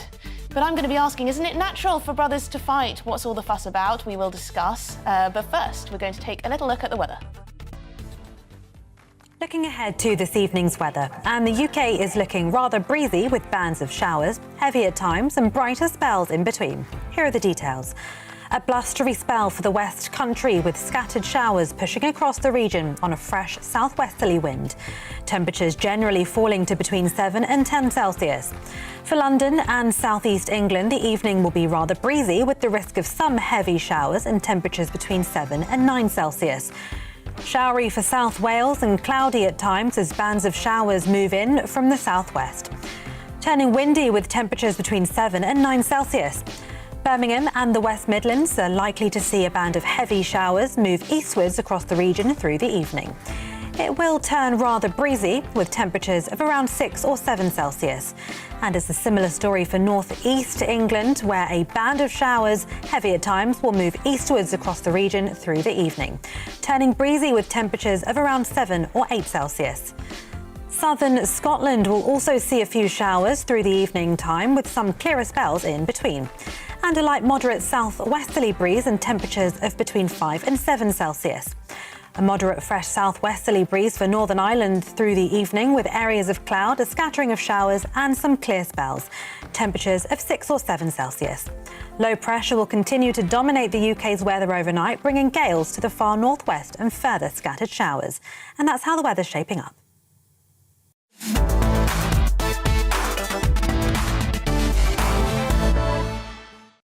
Monday to Thursday, 9 p.m. till 11 p.m. Join me, Dan Wootton. I'll bring you the sharpest takes and hottest debates. Do you not believe in prisons? I don't believe in prisons. I'm completely stunned. I guarantee you there'll be no spin, no bias, no censorship. I actually was personally quite offended by it. And no reason to go to bed. So I guess they've always been quite woke. That's Dan Wootton tonight on TV, radio and online. Monday to Thursday from 9 p.m. till 11 p.m. on GBNews. The People's Channel, Britain's news channel. Every morning from 6 o'clock, we'll wake you up with GB News Breakfast with all the stories you didn't know from the night before. So whether it's serious news, entertainment or your own views from all over our great nation, we're here to kick off your day with a smile. And the national media should be reflecting and reporting what's happening here. You will notice the northwestern accents. Whether you're with us on TV, radio or online, every morning, it's breakfast from 6 a.m. Hope you can join us.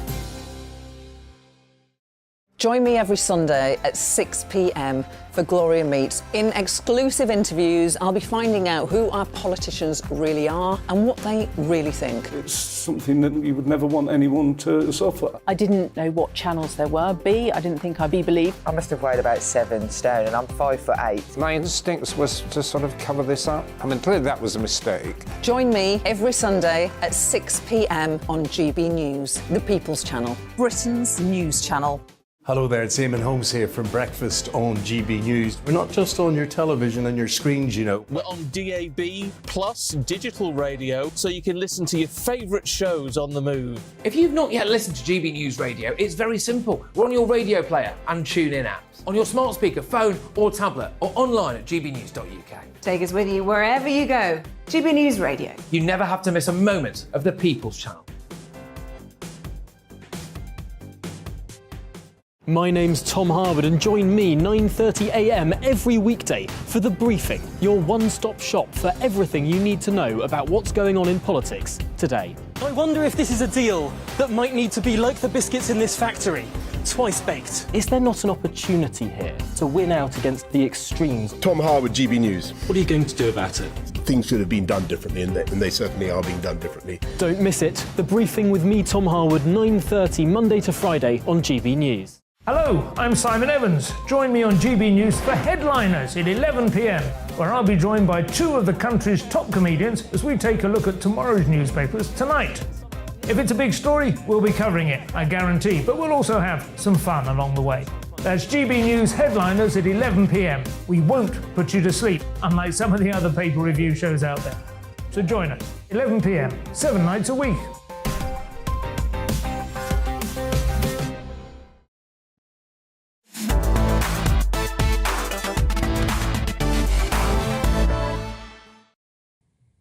Welcome back to Real Britain with me, Emily Carver. We are, of course, as ever, on TV, online and on your digital radio. Now, in his new book, Spare, Prince Harry takes aim at his brother, calling the Prince of Wales his arch-nemesis and accusing him of physically attacking him during an argument. Laying bare his frustrations about playing second fiddle to his brother, Harry said that he had always been in competition with his brother due to their roles as the heir and the spare.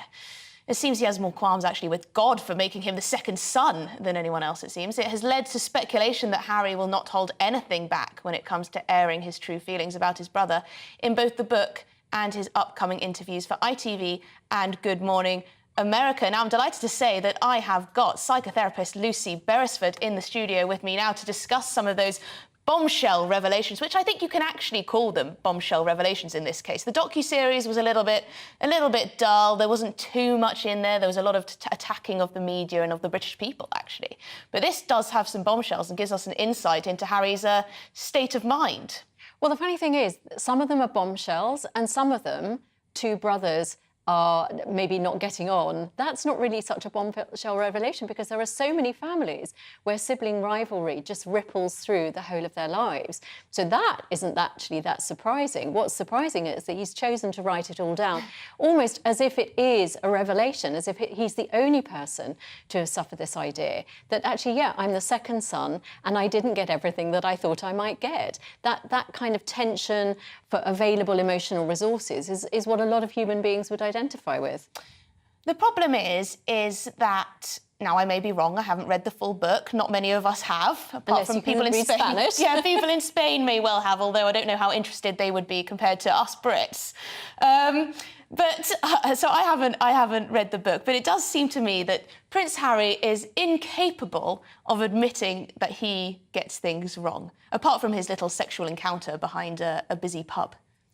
Well, in a way, that's the role of writing a memoir, is that it's very much about putting your side of events. So you're very unlikely to necessarily talk about the things that you thought you got wrong. Is that true? I feel like it's a chance to admit where you got things wrong, he talks about wanting reconciliation. He talks about getting his bodyguard to drive him through the tunnel in Paris, which he then identifies as perhaps a step too far, that actually it really brought home to him the fact that his mother had died. That still paints him in a positive light. I mean, he's not willing to tell us anything that might put him or his wife in any way in a negative light. But that, again, is my point, is that in some stories like this, in some books like this, that actually is the point. You want to put your side of events out there into the public domain, and that begs the whole question of why you would want to put it out there in the public domain. But there is something very, very sad about how much of this is either around the grief that is still being processed, or it's around the resentments. Those two things really fuel most of that book, or certainly the extracts that I've read in English. So I don't know how good the translation is. But this idea that you are someone who is still carrying the pain and the trauma of that. The only thing I would say is he may very well have processed that through therapy in years gone by, but certainly writing of the book, and perhaps making the documentary as well, has remobilised a lot of that emotion, and I don't know how healthy that is for him. Yes, I mean, it's very sad that he clearly holds so much resentment for so many members of his own family, including his father, of course. And he is willing to go to these lengths to, as you say, put his side of the story. But we have also read, and it has been reported, that right up until the point of publication, really, he was having cold feet, worrying, is this the right thing to do? Is this the wrong thing to do? And of course, the money must talk. And he was already committed. But perhaps, how do you think he's probably feeling at the moment? Well, the interesting sequence of events, as I understand it, is that when he was over for when the Platinum Jubilee was taking place, he had a change of heart and thought, actually, maybe I shouldn't publish this book. But by the time he was over in the UK and then the Queen died, and there was clearly a lot of things that happened within the family, for example, him wanting to go to Balmoral with Meghan and being told that Meghan wasn't welcome. Things like that probably made him think, you know what, I actually do want to publish my book. But it's hardly surprising that she was told she wasn't welcome, if that is indeed true, after all the revelations and after all of the fighting with William and Kate, from what we've read anyway. But something that is a little bit strange, and we were talking about this in the break, so I want to ask you on air, is he says that he kept this lock of hair of his mother in his bedside, in his nightstand, and he said that he felt it helped him conceive. That's very bizarre. Well, you think Something that's a bit really bizarre. So Oedipus I don't actually think that that's as strange as that sounds, although written down it probably does look a little bit saying woo-woo. my mother helped me conceive. Yes, but basically we're talking about somebody whose mother died when he was incredibly young. He wasn't actually an adolescent by the time she died. And so for him, this woman has always been the perfect mother. He never went through the adolescence that the rest of us go through, which is where you start to healthily separate from your parents. You start to think they're completely useless. They don't understand you. I wish I'd never been born. You're the strictest parents I've ever known. And I want to kind of move away and start to have friends and role models in other ways. He never had that. He's actually had this lady in his life. And he still calls her mummy. The perfect figure. That, I think, is probably more to do with his upbringing. But I think the idea that you have something in your life that is a memento, that's very totemic and reminds you of her, someone who you've always thought of as totally good. It's quite childlike black and white thinking here. But this idea that this woman brings you all the good things that you want in your life. You know, people pray for things to happen, and they pray in ways that maybe those people who don't have faith find very bizarre. But for this man, this is obviously a real anchor for him, and I think that's why we understand the relationship with Meghan. I think there's a lot of slightly odd projection, a feeling that Meghan may well be his mother reincarnated. I don't think that's an exaggeration. It does very much feel like that when you watch him in these interviews and when you read excerpts of this book. Anyway, we have to finish there, sadly. Thank you very much indeed, Lucy Beresford, in the studio with me, psychotherapist, giving us her analysis of what we know so far on those bombshell revelations from Prince Harry's book, Spare. Thank you very much indeed for your time. So, you're with GB News on TV and DAB radio. After the break, students have accused the University of Winchester of greenwashing. That's after they spent £24,000 apparently on a life-size statue of Greta Thunberg. What do you make of that? We'll get stuck into that after the news headlines with Tatiana.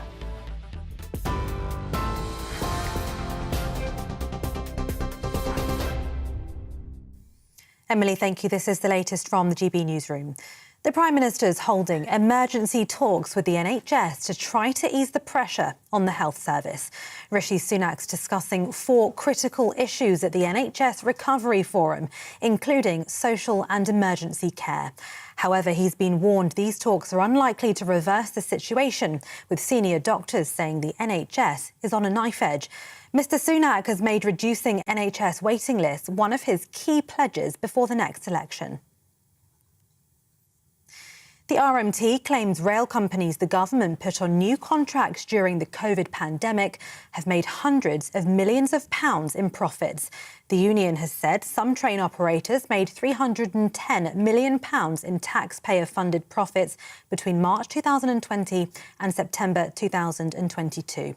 It comes as the RMT and 14 train operators continue their walkout over pay jobs and conditions. In his memoir, Prince Harry claims his role as Prince William's best man at his wedding was a barefaced lie. He reportedly says the role was fulfilled by Prince of Wales's two closest friends. He also suggests King Charles feared his wife Meghan would, quote, dominate the monarchy and steal the limelight from Charles and Camilla. Referring back to his military days, Harry says he killed 25 Taliban fighters, a claim which has been criticised by both the army and the Taliban themselves. And flood warnings are in place across England and Wales as heavy downpours are set to hit the UK overnight. There are 27 flood warnings in place for England, with 6 warnings in place for Wales. The Scottish Environment Protection Agency has issued 6 flood alerts for Scotland. TV, online and DAB+ radio. This is GB News.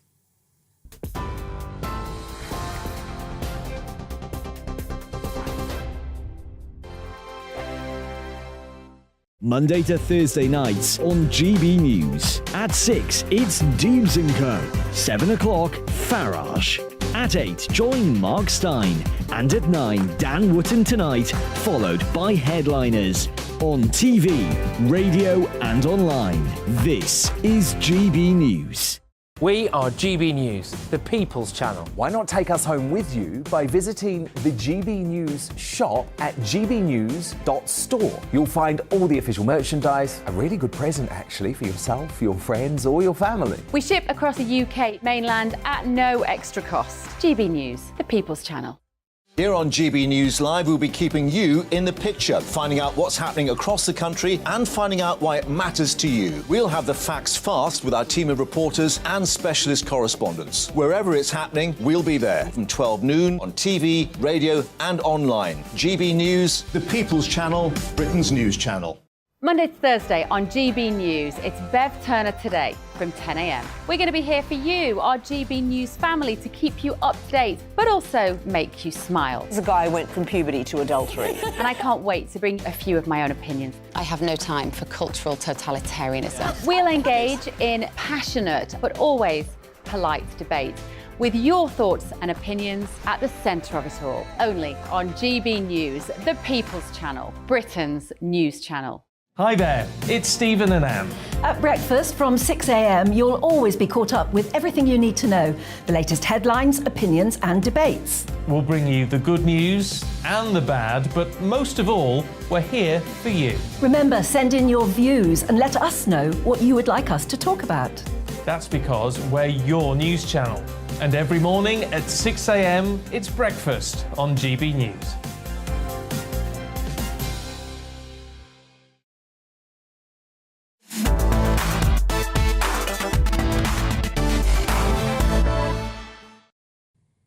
Welcome back, I'm Emily Carver. You're watching Real Britain on GB News, on your TV, online and digital radio. Now, this is a bit of a strange one. Students at the University of Winchester have condemned the university's hierarchy for spending £24,000 on a life-size statue of Greta Thunberg.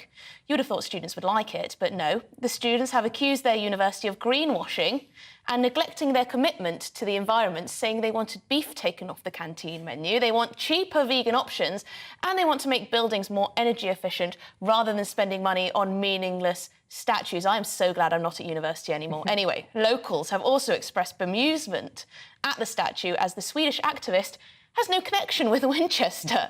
Funny that. To give his thoughts on the story, I am delighted to say that I have comedian and host of the Trigonometry podcast, Francis Foster, here in the studio with me. Thank you very much indeed. Francis, I'm interested to know what your reaction to this story is. Well, first, can we just say the statue is utterly appalling. I mean, artistically, it's awful. Doesn't look like her, does it? No, it doesn't look like her. And it's just in this weird contorted position that looks like she's kind of suffered a stroke. But anyway, apart from that, what it does is it really beautifully encapsulates how completely disconnected the people running the university are with the people that they're supposed to be managing or in the best, or, you know... In their best interest. In their best interest. That's what it's effectively showing. And the reality is you're going £24,000 for this statue. What could £24,000 actually do in the university? We're in the cost of living crisis. There's loads of working class kids who are probably looking at universities going, do you know what? I'd love to go to university, but the reality is I can't afford it. When I was a teacher, I taught in a lot of deprived areas. I taught in Newham, I taught in places like Hawley, and there was a lot of kids who were really academically gifted, but because they come from one-parent households or they didn't have a lot of money, they felt that the moment they left school, they had to earn money. £24,000. Imagine if that went for scholarships. Well, yeah, but this is what's quite interesting is that these students aren't asking for it to go to scholarships or for laptops for underprivileged children. They want it to go on a beef-free menu. I know, and that's the thing that drives me up the wall because, look, I understand climate change is important, of course it is, but these little tokenistic gestures aren't going to make a massive difference to climate change. Things like actually helping working class kids get to universities, providing subsidies for them, you know what? You can transform children's or young people's lives. Also, you would have hoped that some of these students might be the bright young minds. I don't know how great an institution University of Winchester is. I'm going to say I'm sure it's an excellent one. You would have thought some of them might be the young, bright minds who might lead us out of all this climate change stuff. But do you know what's quite interesting? So I was looking at this article that explains this story, and the University of Winchester issued a statement saying that it embodies social justice for people, animals and the planet with 3 key values of compassion, individuals matter and spirituality. So the University of Winchester believes it embodies social justice for everyone. Well, and this... Lots of tosh, that. First of all, it's a load of nonsense, and we all know it, because if you actually ask them and you sat them down and go, how do you embody social justice for animals?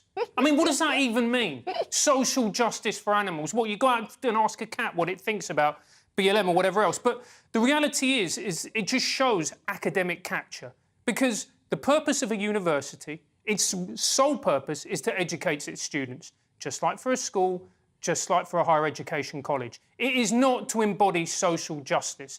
And it just shows how at the upper echelons of these universities, they all have the same way of thinking, they all believe the same thing, and actually there's no academic diversity whatsoever. No, and it's just these painful buzzwords like social justice. It's supposed to be a positive word, but the way it's overused by every Tom, Dick and Harry who thinks that they're doing something good for the world and who ends up often being divisive for divisive causes like Black Lives Matter, it's just a load of nonsense. It's so annoying. Well, it is, but we've got to the point now where these words that people are using, they don't mean what they used to mean. And that, actually, Emily, is a really dangerous place to be in. Think of the word racist. Now, when I was growing up, I'm 40 years old, you're right, I don't look it, thank you very much, but when I was growing up, if someone was a racist, it meant they were probably in an organisation like the National Front, the BNP, and they had very, very unpleasant views about ethnic minorities.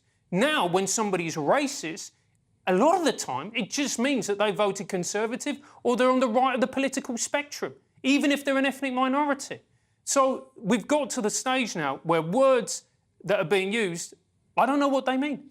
Also, what's interesting about this story is that I would imagine, now I don't know this for sure, but I would imagine that some of these students who are very angry about this Greta Thunberg statue and want vegan options on the menu would be the same kind of students who would be up in arms about a statue of I don't know, an old slave trader or someone who is linked. So they'd want to bring down that statue, but then they're also not happy about this statue of this wonderful young woman being erected. So they just don't want any statues, it seems. Well, look, maybe there is something to be said for that. Maybe we should have a discussion about, do we actually need statues? I don't know. But the problem is, as well, is... Privatise statues. Let's privatise statues. Let's go fully right-wing. What this actually shows is that you're never going to appeal to everybody. You can be the most woke, progressive, whatever term you want to use, and you're always going to enrage a certain subset of the population. And the problem is when you start pandering, which to me this is, it's just going to upset people because they realise that you're not being authentic. Because the authentic thing to do is actually to make difficult decisions, difficult choices, and stand up for things like academic freedom, which a lot of universities, unfortunately, simply have refused to do. Well, that would be nice. And I'm sure there are many professors at that university and students who roll their eyes, but they'd rather just stay quiet because it's not worth it. It's not worth the uproar. It's not worth the disagreement of, you know, disagreeing on things, is it? For some people. I mean, it is for you. You've set up a podcast, but, you know, to essentially do that, to challenge ideas around all sorts, identity politics, social justice, etc. If you haven't listened to Trigonometry or watched it, it is fantastic. Francis speaks to many people of all different ilks, of all different industries, etc., etc. But they all have things in common, and one of those things is that sort of cancel culture, isn't it? Well, absolutely, because we've now come to a place where, you know, words are violence. We've seen that, when we've heard that used many, many times. When you take it to its logical conclusion, what that means for a stand-up comedian like me, you know, I'm going to go out on stage tonight and I'm going to do a gig. If my words are violence, then someone can respond with violence, and they're morally justified in doing so because I've been physically violent to them by taking the mickey out of them, so then they can respond with physical violence. That's a very good way of putting it. Yeah, and so where we are now is, like I said before, words have stopped meaning what they used to mean. And that actually is a very dangerous place to be in. Take the term woman. Now, the left, and which I consider myself still to be part of, I mean, nobody on the left probably considers me to be part of the left, unfortunately. You've been booted out. Yeah, I've been summarily, I was going to say executed. Well, they'd like me to see me executed. But anyway, I digress. But you look at the term woman. You ask somebody on that part of the political spectrum what it actually means, they wouldn't be able to give you a clear definition of the term woman. No, and it's so funny because it's they try not to upset anyone, but in so doing, they end up upsetting probably the majority of people. So people should just say what they believe, shouldn't they, really? And then we can battle it out, and people can. The best argument should win at some point. Anyway, thank you very much indeed. Thank you for having me. Francis Foster, Trigonometry podcast. Check it out. It is available online and at you know, Spotify and things like that. Thank you very much indeed. Now, we're going to be moving on to something quite different, although animal-themed. Many animal sanctuaries throughout the UK are now at capacity. This is due to the cost of living, and with people handing in unwanted animals, the problem will only get worse. Animal shelters are now looking towards a fostering scheme, which could take off some of the pressure. Our Northern Ireland reporter, Doogie Beattie, went along to one in Newtownards. Every year, thousands of Britons introduce an animal friend into their homes. And every year, people such as Catherine Cray have to pick up the pieces when those relationships break down. We are the largest independent animal sanctuary in Northern Ireland, and we are struggling to cope at the moment with the amount of animals coming in the door, and we've got less animals going out as well because everybody's struggling with the cost of living crisis. So it means anybody that would have been considering taking an animal on full time is now having a look at their finances and deciding they can't do it just yet. Christmas has come and gone, and all around Britain, sanctuaries such as Assisi find themselves at capacity. That's because homing doesn't always work, and that's sparked a new way of thinking.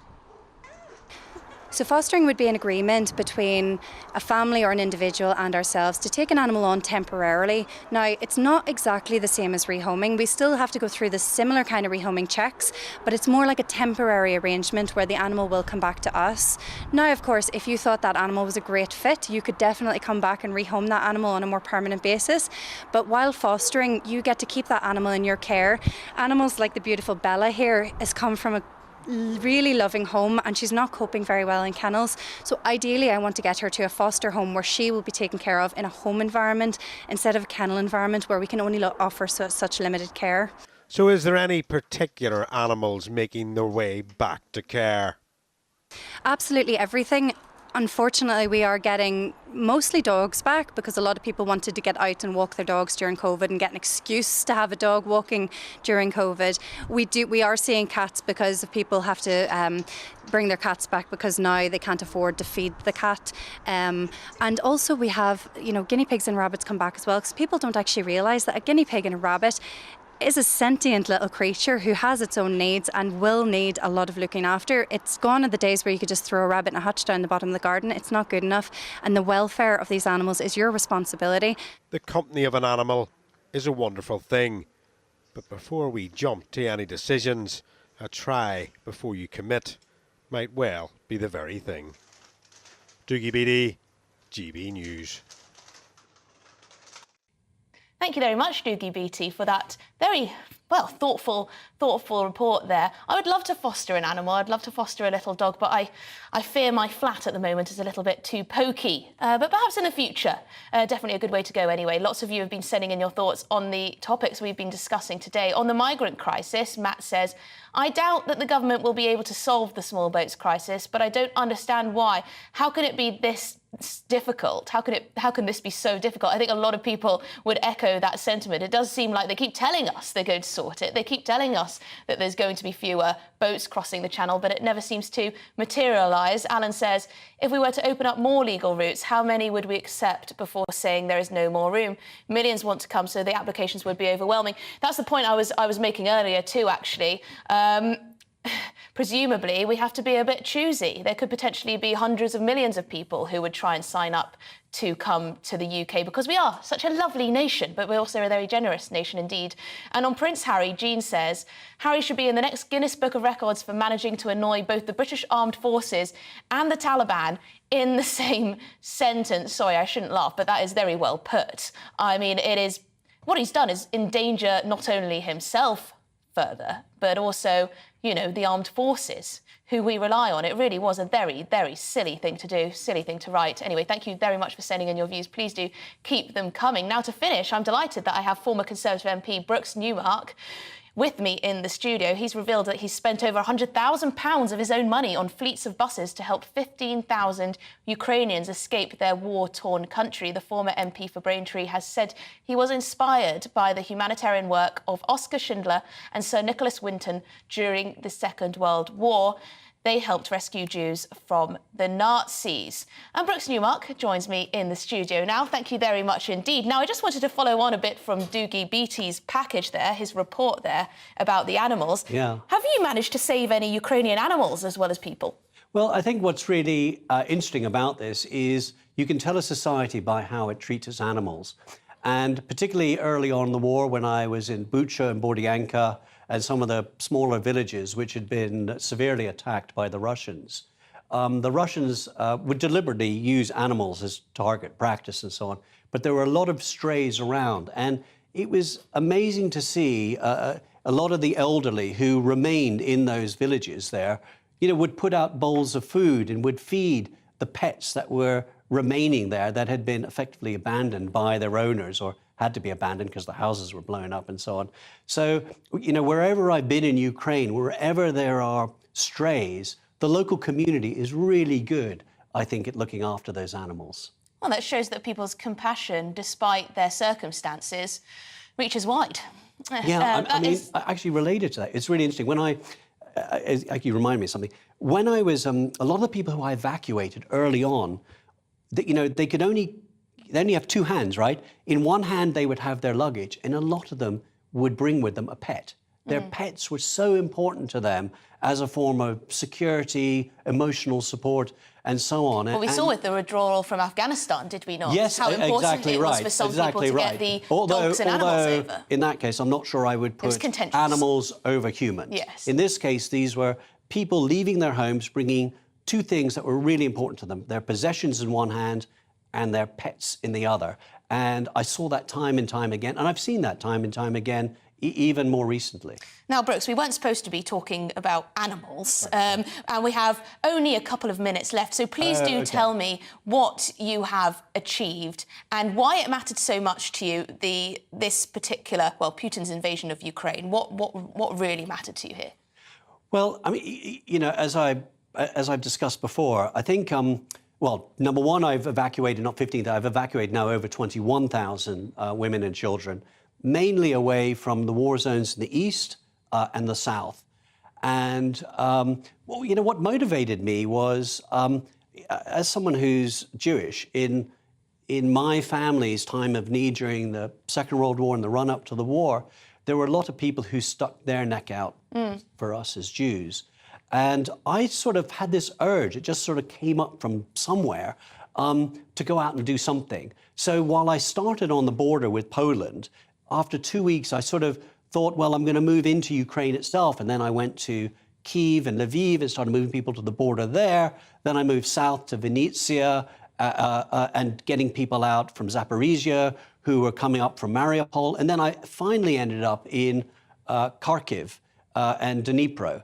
And I probably spent most of my time there. And I've had lots of challenges. I've evacuated probably 5 orphanages. I've evacuated probably 250 amputees, in addition to generally the women and children. That's quite extraordinary. It's really sadly, but we're coming to the end of our time and I don't get to ask you any more questions, but perhaps we can do this again very soon. Thank you very much for coming. And there's lots about what Brooks Newmark has been doing on the internet if you want to check it out, because you've done some amazing work by the sounds of things. Thank you very much indeed for coming into the studio this Saturday. Now, you've been watching Real Britain with me, Emily Carver. Thank you very much indeed for your company. For now, I will have to leave you with the weather. Looking ahead to this evening's weather, and the UK is looking rather breezy with bands of showers, heavy at times and brighter spells in between. Here are the details. A blustery spell for the West Country with scattered showers pushing across the region on a fresh southwesterly wind. Temperatures generally falling to between 7 and 10 Celsius. For London and southeast England, the evening will be rather breezy with the risk of some heavy showers and temperatures between 7 and 9 Celsius. Showery for South Wales and cloudy at times as bands of showers move in from the southwest. Turning windy with temperatures between 7 and 9 Celsius. Birmingham and the West Midlands are likely to see a band of heavy showers move eastwards across the region through the evening. It will turn rather breezy with temperatures of around 6 or 7 Celsius. And it's a similar story for northeast England, where a band of showers, heavy at times, will move eastwards across the region through the evening, turning breezy with temperatures of around 7 or 8 Celsius. Southern Scotland will also see a few showers through the evening time with some clearer spells in between. And a light moderate southwesterly breeze and temperatures of between 5 and 7 Celsius. A moderate fresh southwesterly breeze for Northern Ireland through the evening with areas of cloud, a scattering of showers and some clear spells. Temperatures of 6 or 7 Celsius. Low pressure will continue to dominate the UK's weather overnight, bringing gales to the far northwest and further scattered showers. And that's how the weather's shaping up. He's the king of breakfast TV and he's back and returning to his throne. This is Breakfast on GB News with Eamon Holmes and Isabel Webster. Good morning. Oh, it's my favourite. Oh, right. Set your alarms. Eamon Holmes back on GB News Breakfast on the 9th of January at 6 a.m.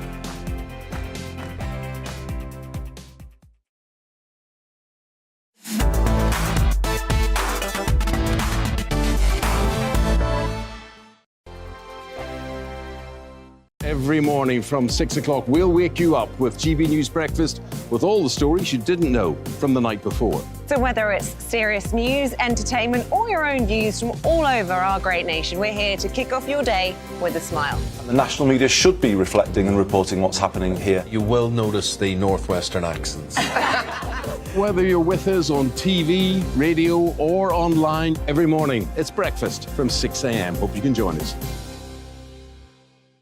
We are GB News, right across the nation. You can get us on television, on radio, on digital. We're absolutely everywhere. Amazing! You see, amazing! You remind me of me in the European Parliament. But here's the most important bit. We are not part of the mainstream establishment. We think and speak just like you do. We are the People's Channel. Magnificent. That's really, really thoughtful. Come and join us on GB News, the People's News Channel. My name's Tom Harwood and join me 9:30 a.m.